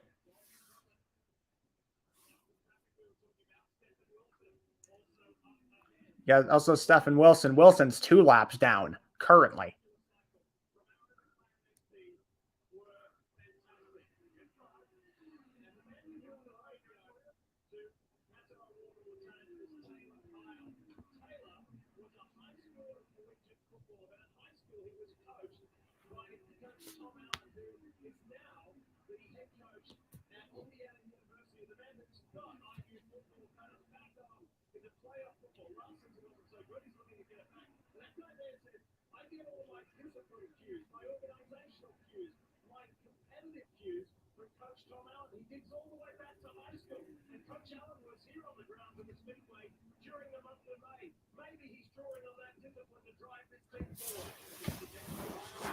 Right now, Dixon, he was having a little bit of problems getting by the lap car of Dalton Kellett. Rosenquist gets by him just fine. Takes less amount of time as it did for Dixon.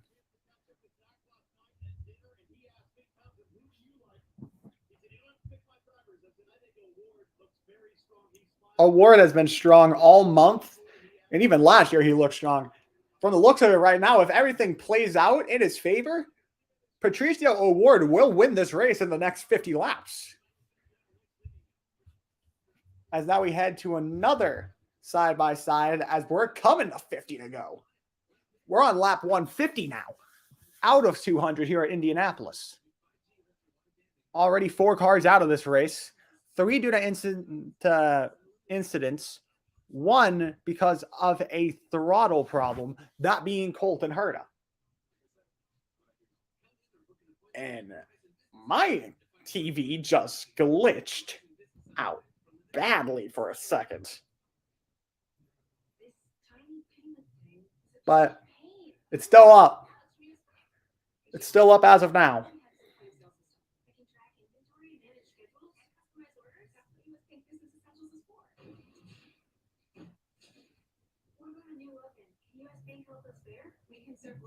Now 50 to go. Dixon, he's just buying his time.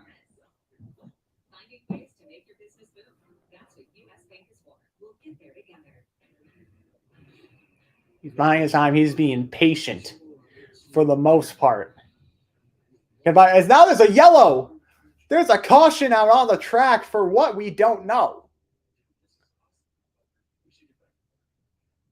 There's a car in the wall. Is that the Pennzoil car of Scott McLaughlin? That is Scott McLaughlin in the wall. McLaughlin had a very strong race going, and now he is in the wall. That is, I believe, right in between 3 and 4.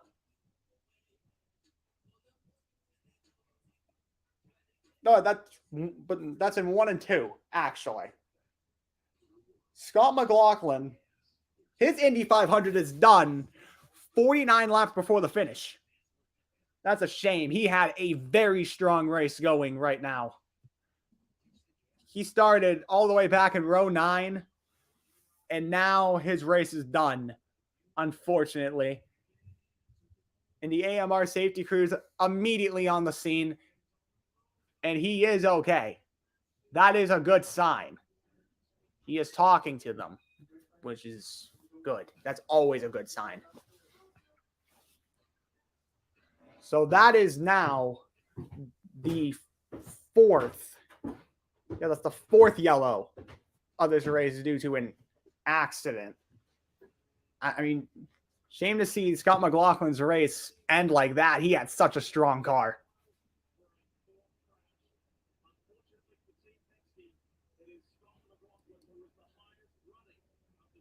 He was the highest running of the Penske cars. Oh, yeah, this is in 3. Oh, he lost it, and then, ooh, that's a big crash.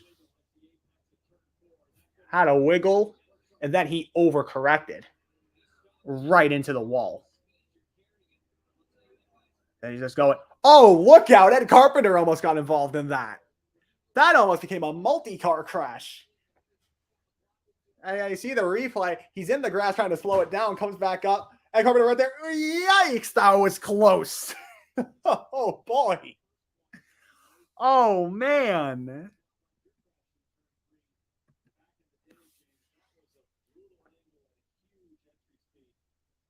He had a lot of speed on that.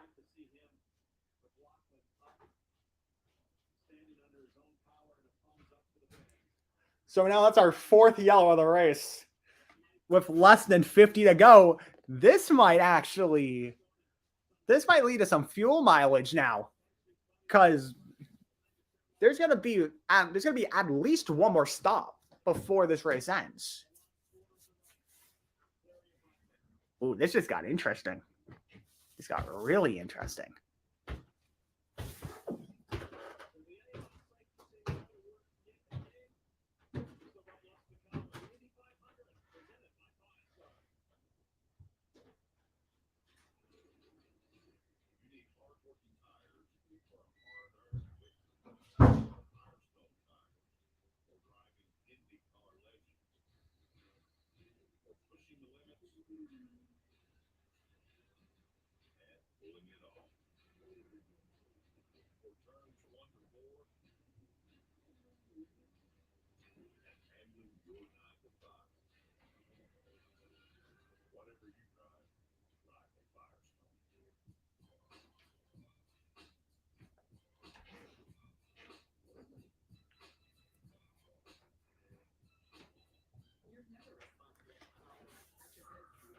So yeah, lap 154 or 200.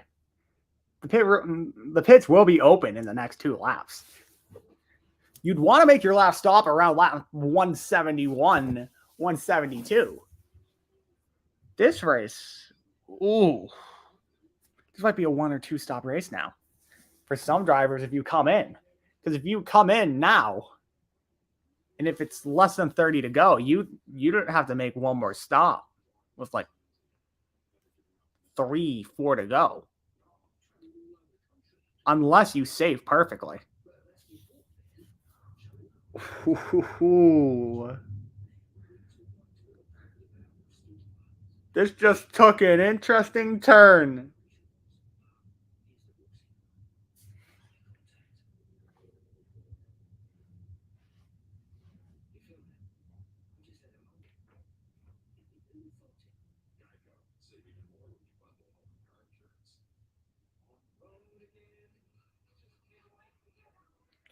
I am right now lucky that none of the guys I was talking about pre-race have DNF'd yet.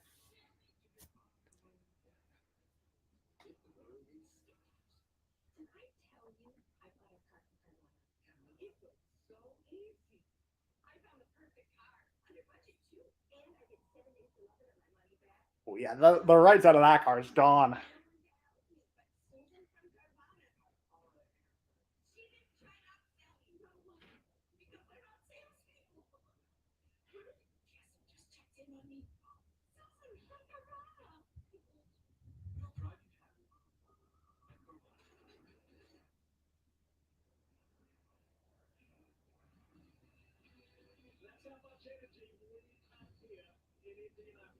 The sled finish back. Indy is here. The crowd is back. And it is a beautiful sight. Unfortunately, the flip side of that is there are some casualties of this race. Colton Herta is one. Kevin Lee had four. Well, unfortunately, a brand new race car, so no one was certain what it was going to be for Colton Herta. Unfortunately, it was a handful. Ultimately, what ended your day? We just weren't fast enough. They parked us because we were slow. And yeah, it was a handful. We were so loose.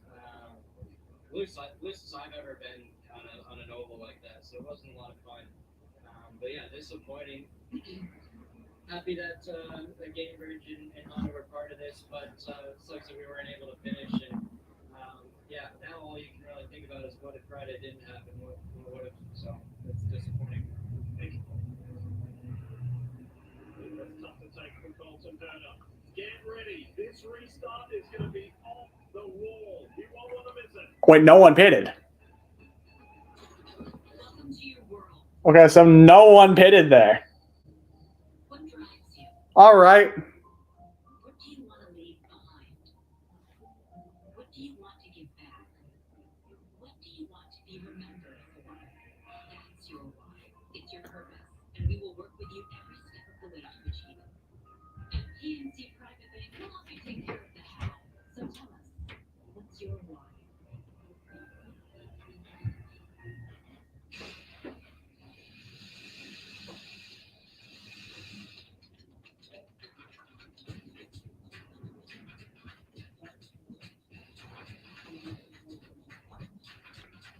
I'm surprised no one pitted. Yeah, no one's coming in. No one came in for a stop.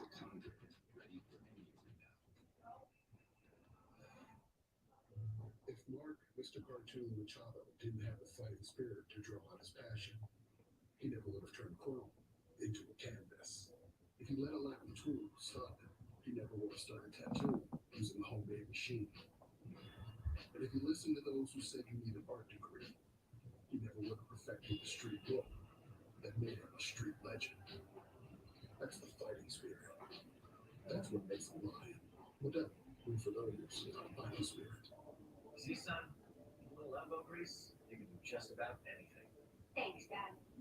That's right, Robert. And it's never too early to learn you could save America's #1 motorcycle insurer. That's right, Jamie. But it's not just about savings. This race is gonna be interesting.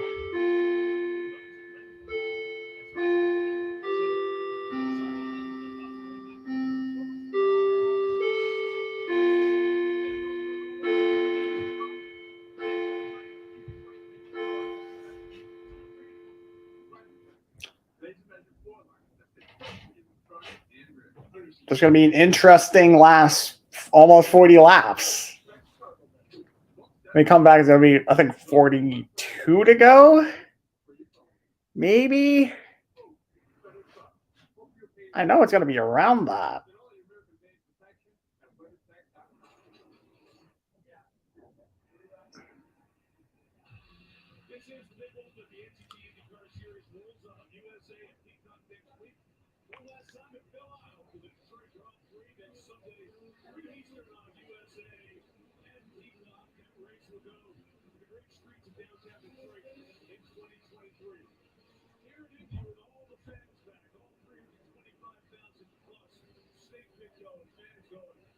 We've got 43 to go here in this Indianapolis 500. Couple big storylines. Jimmy Johnson will look like the third man who might be able to win the Daytona, the Indy 500. He is 24th. Elio Castroneves, driver 5, is still alive. He is 9th. Scott Dixon in second. Paddle Award leads. What are you looking at here the next 40 laps? This is gonna be good. This ending that we're getting ready for. Oh, this is gonna be good. I'm ready for this. I'm ready.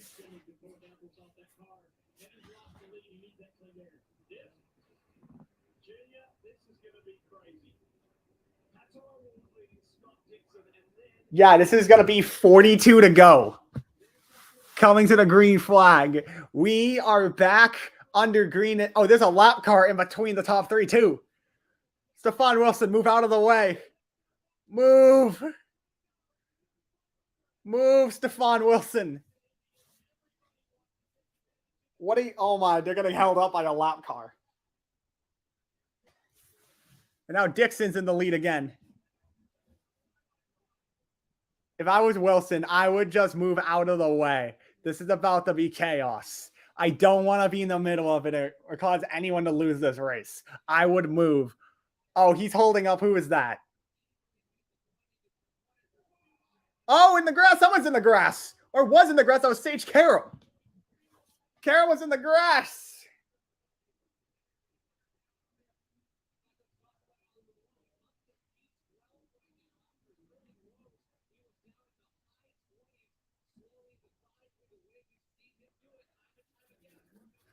Here we go. This is 41 to go.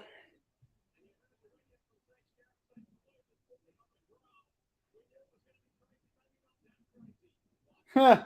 Whoa. Montoya just made a move on someone. That was Karam. Sage Karam almost wrecks for 2 laps in a row. Oh, he's dropping back now. Oh, and now he touched him with, who was that? Was that Kyle Kirkwood? Sage Karam's almost wrecked 3 times in the last 2 laps. Oh, no. Yeesh. Oh, my God, Karam.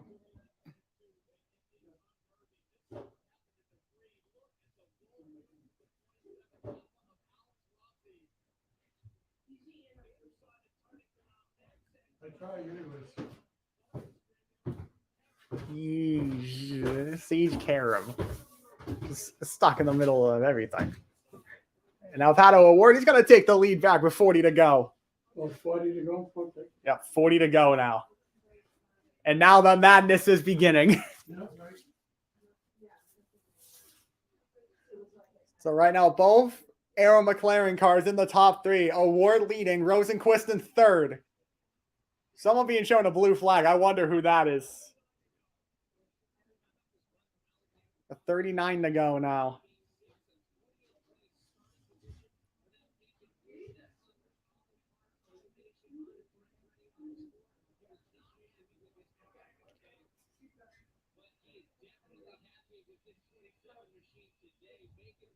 Oh, yeah, Ferrucci's having a strong run, too.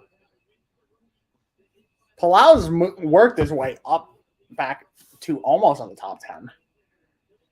Karen was a lot higher at one point before he almost got taken out 3 times in 2 laps.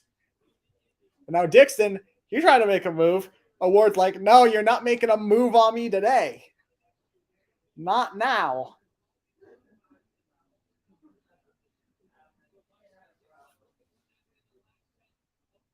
Ooh.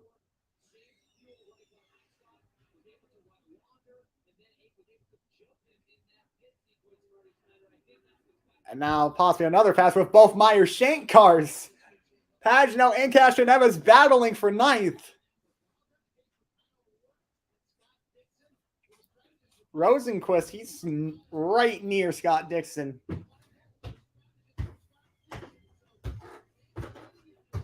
Dixon trying to play it smart right now. Same with Rosenquist.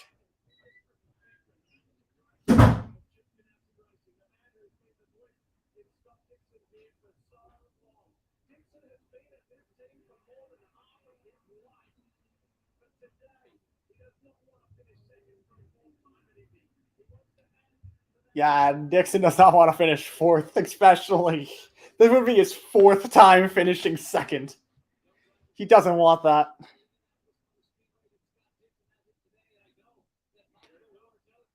Award is he's trying his hardest to defend. Oh, nope, I spoke too soon.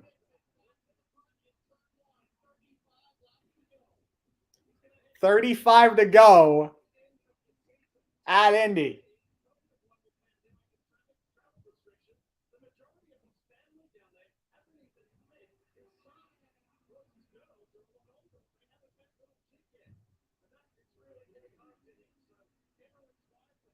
Dixon is driving like a man possessed. He's driving for family today.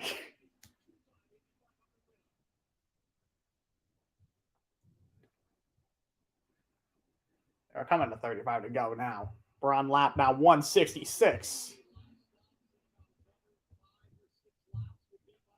Dixon has the most career wins out of everyone in the current running order. This is good.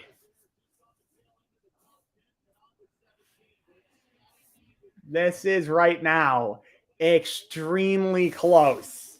It's going to be a crazy last 35 laps.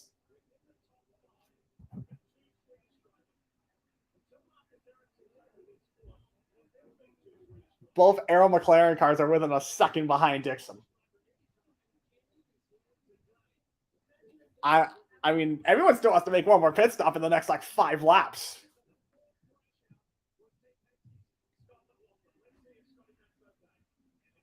Another.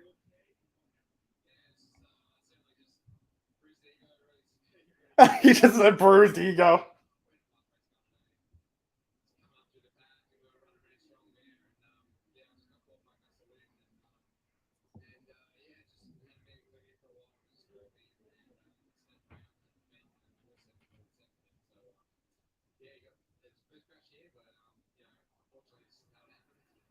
Dixon is driving for family right now. He is driving like there is no tomorrow. First time he's seen his family in mad long, and he is driving crazy today. He's led almost 100 laps. He's been the dominant car today. Connor Daly still holding on to P4.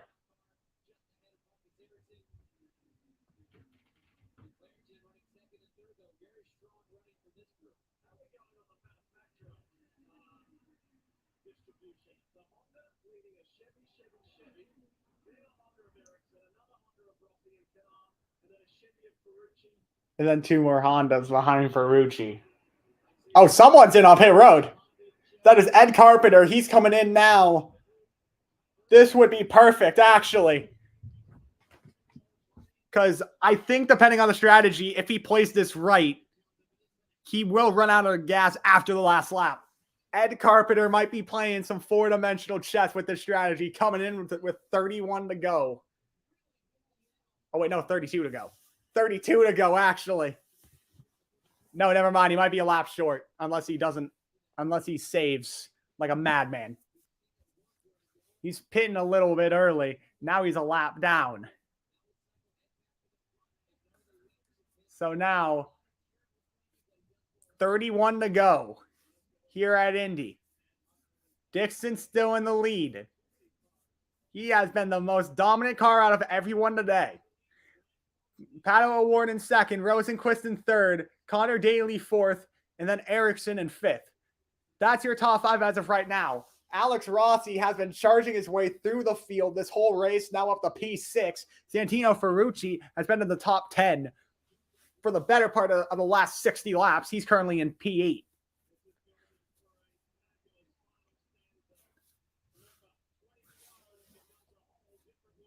$20 to go is when all madness breaks loose, and we're at 30 to go now.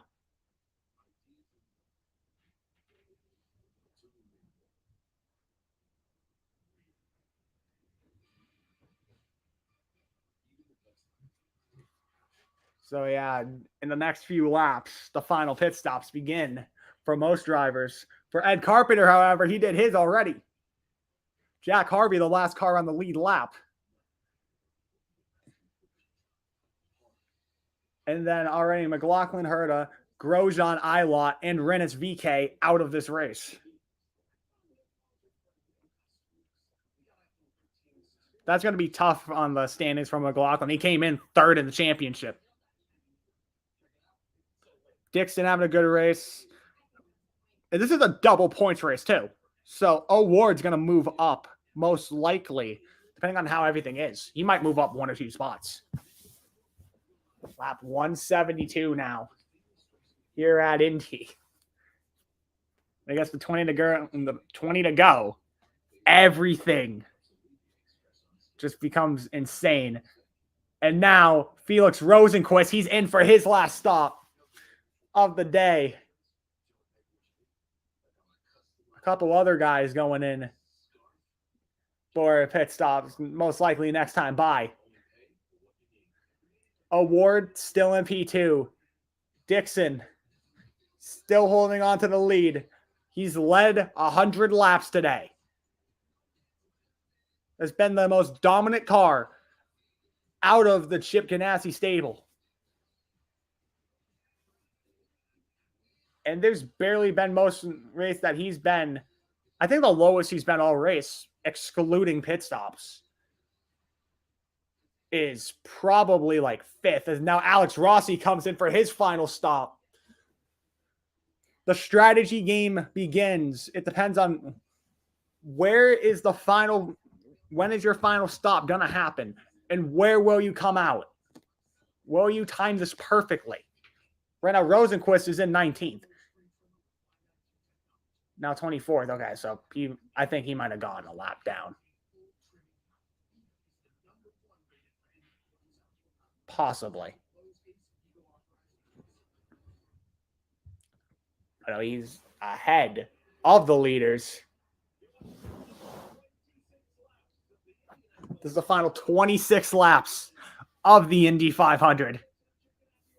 And everything is just going insane right now for the most part. Rossi comes out from his pit stop. Dixon might come in this lap. Award most likely next time by. Award has a couple laps to possibly wait.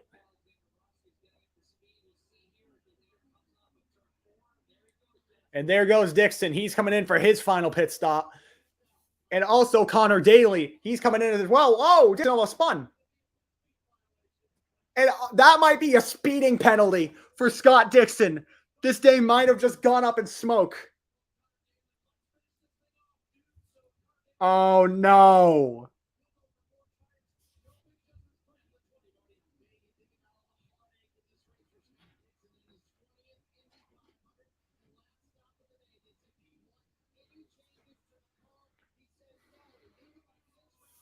Oh, no.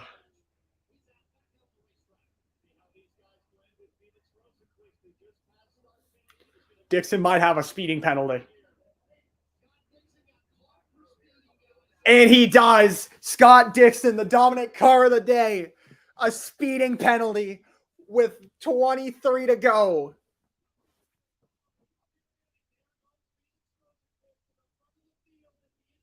Felix Rosenquist is going to be at the front of the field. So once everyone cycles out, it might be Felix Rosenquist for Arrow McLaren. Doesn't have a contract next year. He might be the winner of the 106 Indy 500. That's going to be the longest penalty.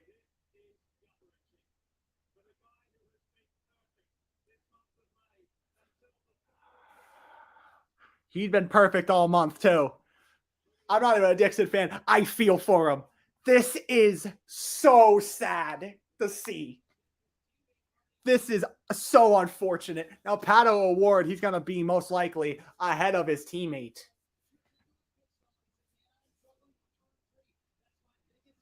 Oh my God. That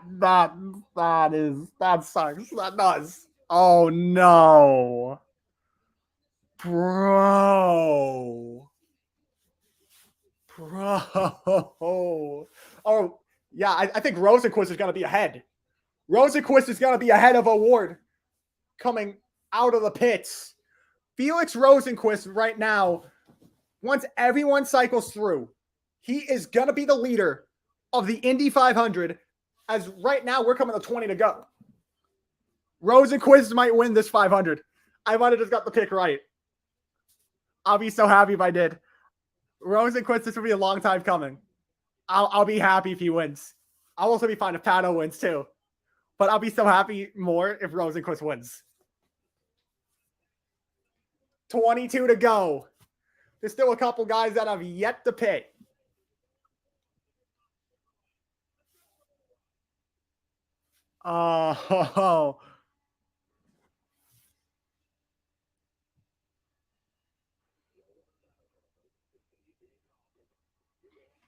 Oh, I put it where was it? 12:34. I started this like an hour in. I locked it in. Rosenquist was my pick for the 500. Might be 5-dimensional chess. I might have just absolutely. I just did that for fun. There's still a couple people that have to pick. Tony Kanaan, Pagano, Palau, Castro Neves, Newgarden, Power, Andretti, Johnson, Sato, and Jack Harvey. Among those that still have to pick.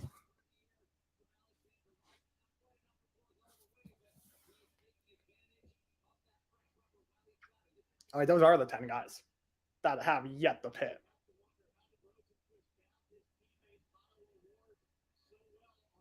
Oh, he had better pit in lap, better time on pit road, time in the pit box, a 2.4 second. Now Ericsson just overtook Pato O'Ward.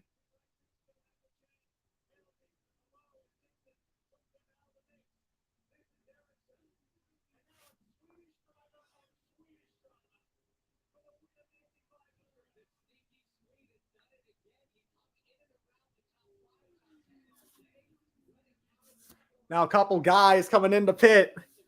Power's coming into pit. Newgarden's coming into pit. This is now, here we go. This is going to be 18 to go next time by.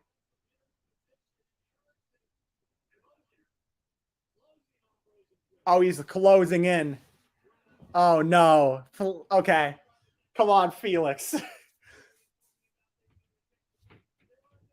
Couple more guys coming into pit now.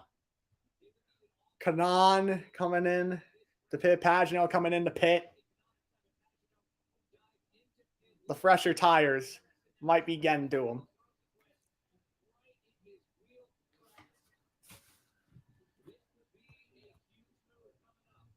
Could be soon. There's also a couple lap cars. Kanaan just pitted. Oh, Ericsson, no. Ericsson just overtook him.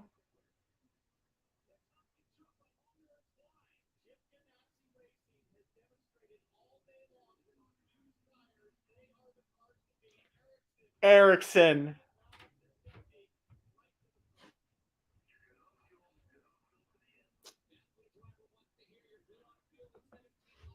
Oh, great. Now, great.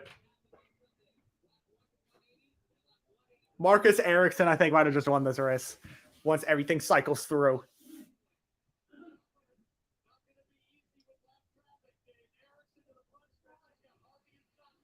You got Harvey and Sada. No, that's not lap traffic. Oh, wait. No, that's for a position.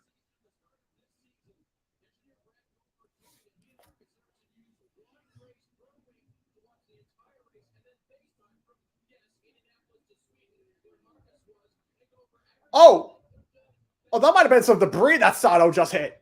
That might be a caution.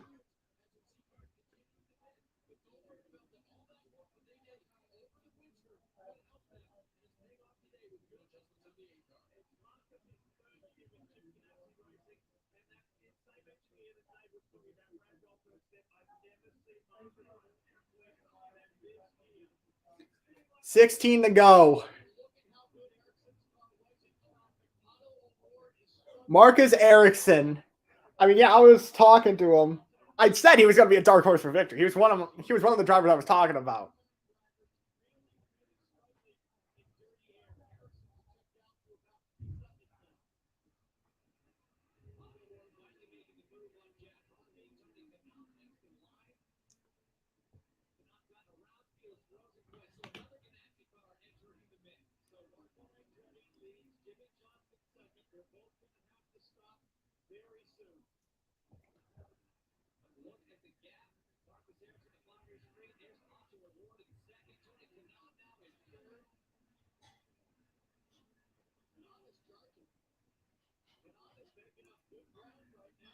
$15 to go.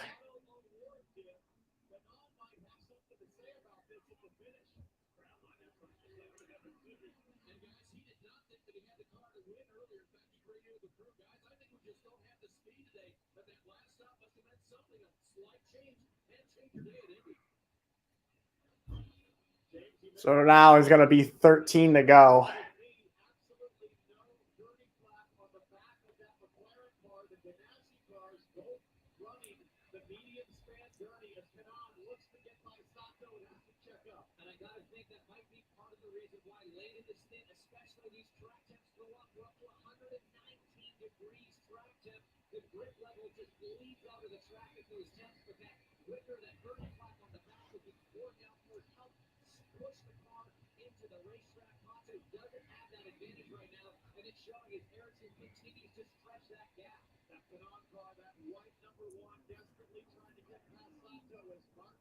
Andretti, he's leading right now with 13 to go.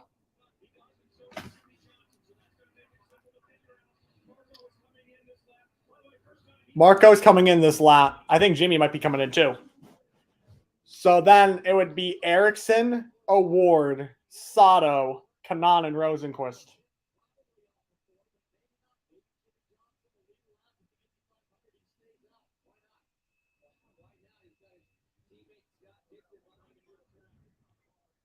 Jimmy Johnson is leading right now.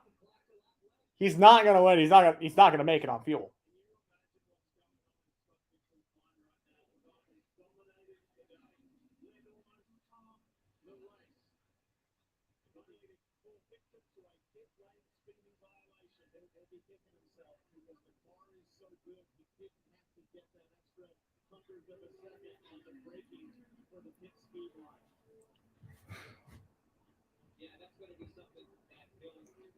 If Jimmy only had some more speed, it actually wasn't.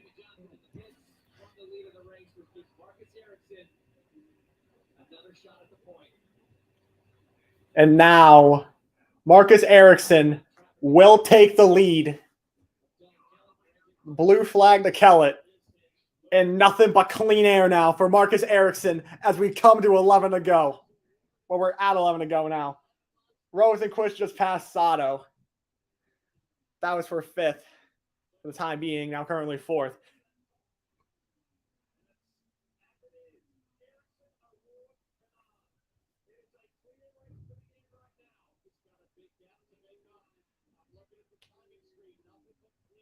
Yeah, 3.3 seconds currently the gap between Ericsson and Award. So unless a caution comes out, Marcus Ericsson is the winner of this Indy 500.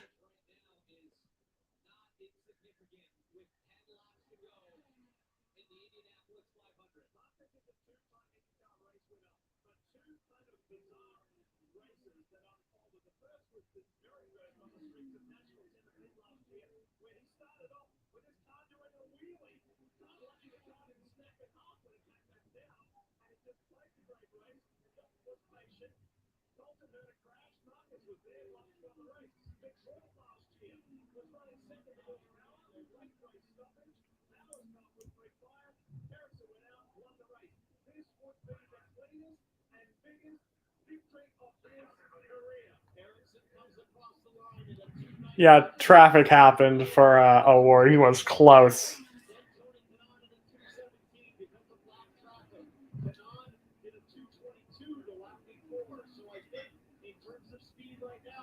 Nine to go right now.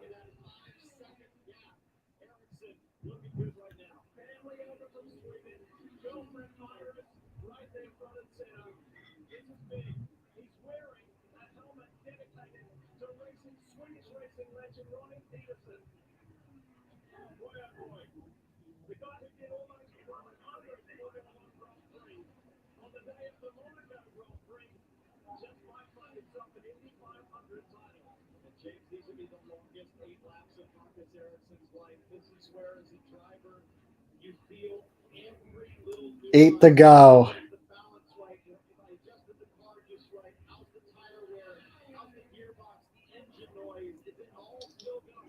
It is right now, for the most part, he's just laying off the gas. Rosenquist now, he's 7 seconds behind. It's a 2.9 second gap. Award still has a long way to go.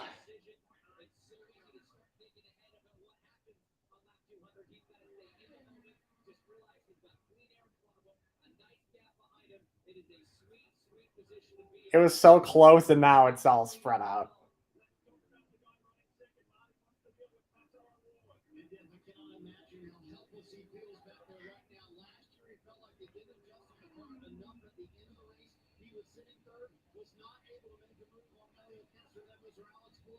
Today, same situations that we've absolutely lost the handling of the race car. And Hinch, I think you brought up that morning decision not to run that extra wicker. He is struggling with the rear end of that car right now.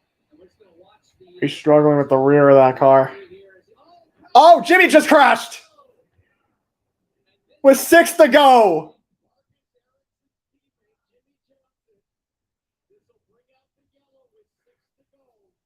And it's on the backstretch. Oh, that might be a red flag, actually. And everything changed. Jimmy did. And everything just went crazy. Jimmy Johnson just crashed out with 6 to go. Marcus Ericsson, if this race went green the rest of the way, had this race won. Oh, boy.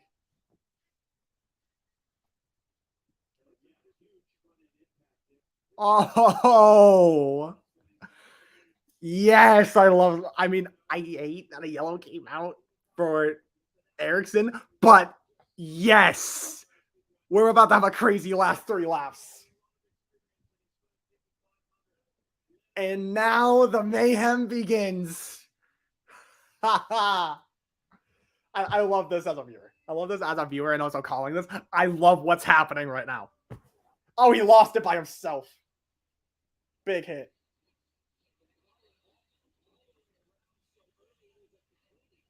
Oh.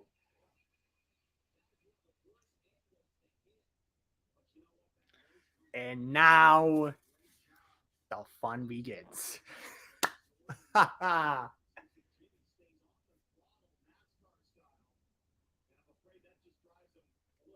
Oh, he's down on the throttle. Jimmy, this isn't NASCAR. This is not NASCAR. Oh, Scott Dixon just sees this happen right in front of him. The whole crew is like, no, we had this.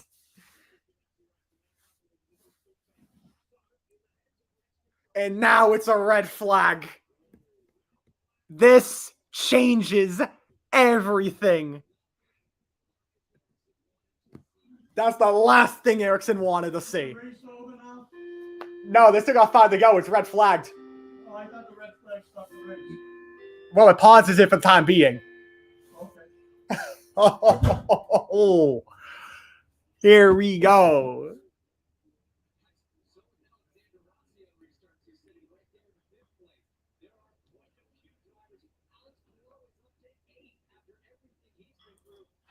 Jimmy's still ahead of Stephon Wilson. Dang.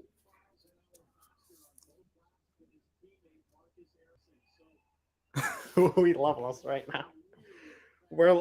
I'm also in a group chat too. We're loving this right now. We are like, yes.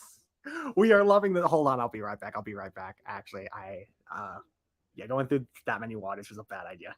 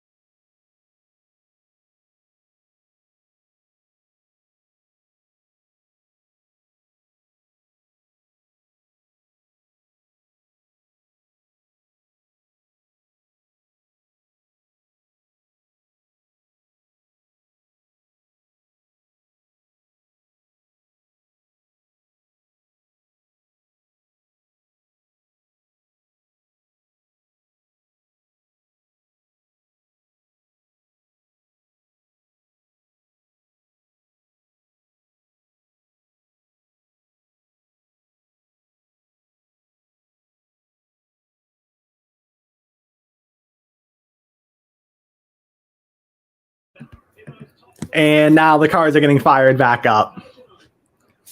Oh, these last 2 laps. Right now it's 4 to go. So they're going to have 2 pace laps and then a 2-lap duel to the finish. Oh, this is about to be good.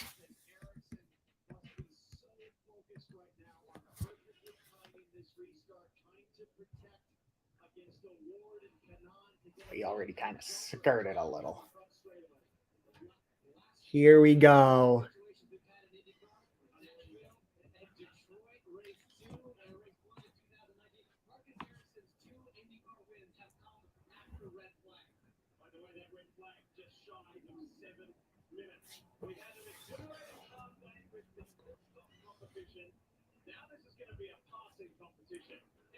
Ed Carpenter. Oh, Ed Carpenter's engine just committed on him.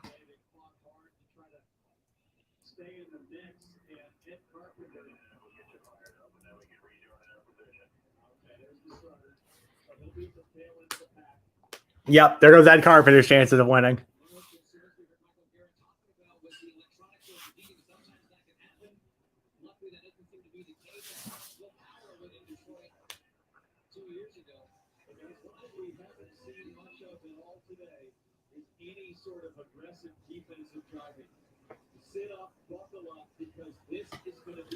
This is about to be good. The last 2 laps are going to be good.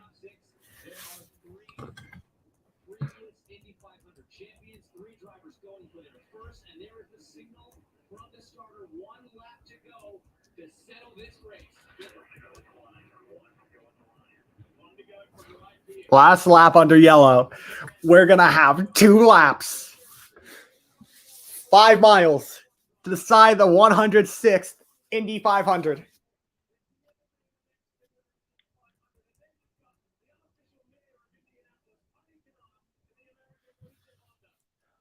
Look at that award. So right now, Ericsson in first, Award second, Kanaan third, Rosenquist fourth, Rossi is in fifth, Pagano sixth, Daly in seventh, Palou back up into eighth, Castro Neves ninth, and Santino Ferrucci rounding out the top 10. Rossi is in the thick of it. He has a chance. And Elio has a chance, a small chance, but possibly a chance to join the 5-time winners club today.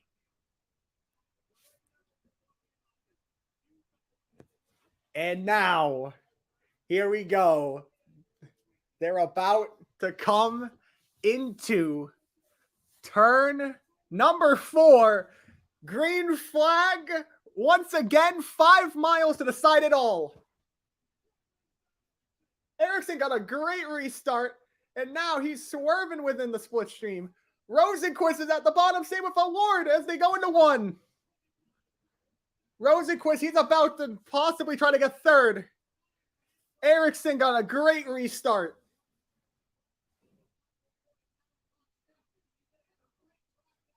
Oh. Ericsson's trying to break the draft. And now it's going to be white flag this time by. Ericsson's trying to break the draft. Oh, and now we're going to have a first-time winner. Unless Tony Kanaan somehow comes through. White flag. Award on the outside. Will he? No, he will not get the pass. The last lap of this Indy 500. It comes down to 2.5 miles. Still anyone's race in the top 4. But it looks like right now this is Marcus Ericsson's to lose. He's starting to build a little bit of a gap. Someone's in the wall on the backstretch, and that's going to be a yellow. And Marcus Ericsson will win the 106th running of the Indy 500. That was Sage Karam who hit the wall and spun out. Ericsson. Marcus Ericsson, now the second Swede to ever win the Indy 500, following Kenny Breck. And what a finish that was.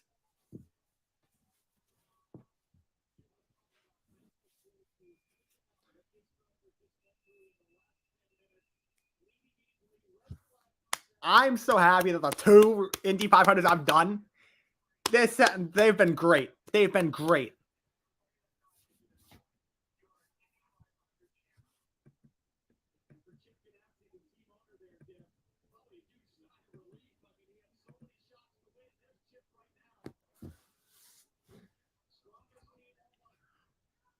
What a race. What a race. And that's all I got for the 106th running of the Indy 500 when it comes to actually doing the live stream. It's been a fun 4.5 hours. It's actually been 4.5 hours that I have been live. This has been great. I've enjoyed it, and I'm enjoying this becoming a tradition at this point.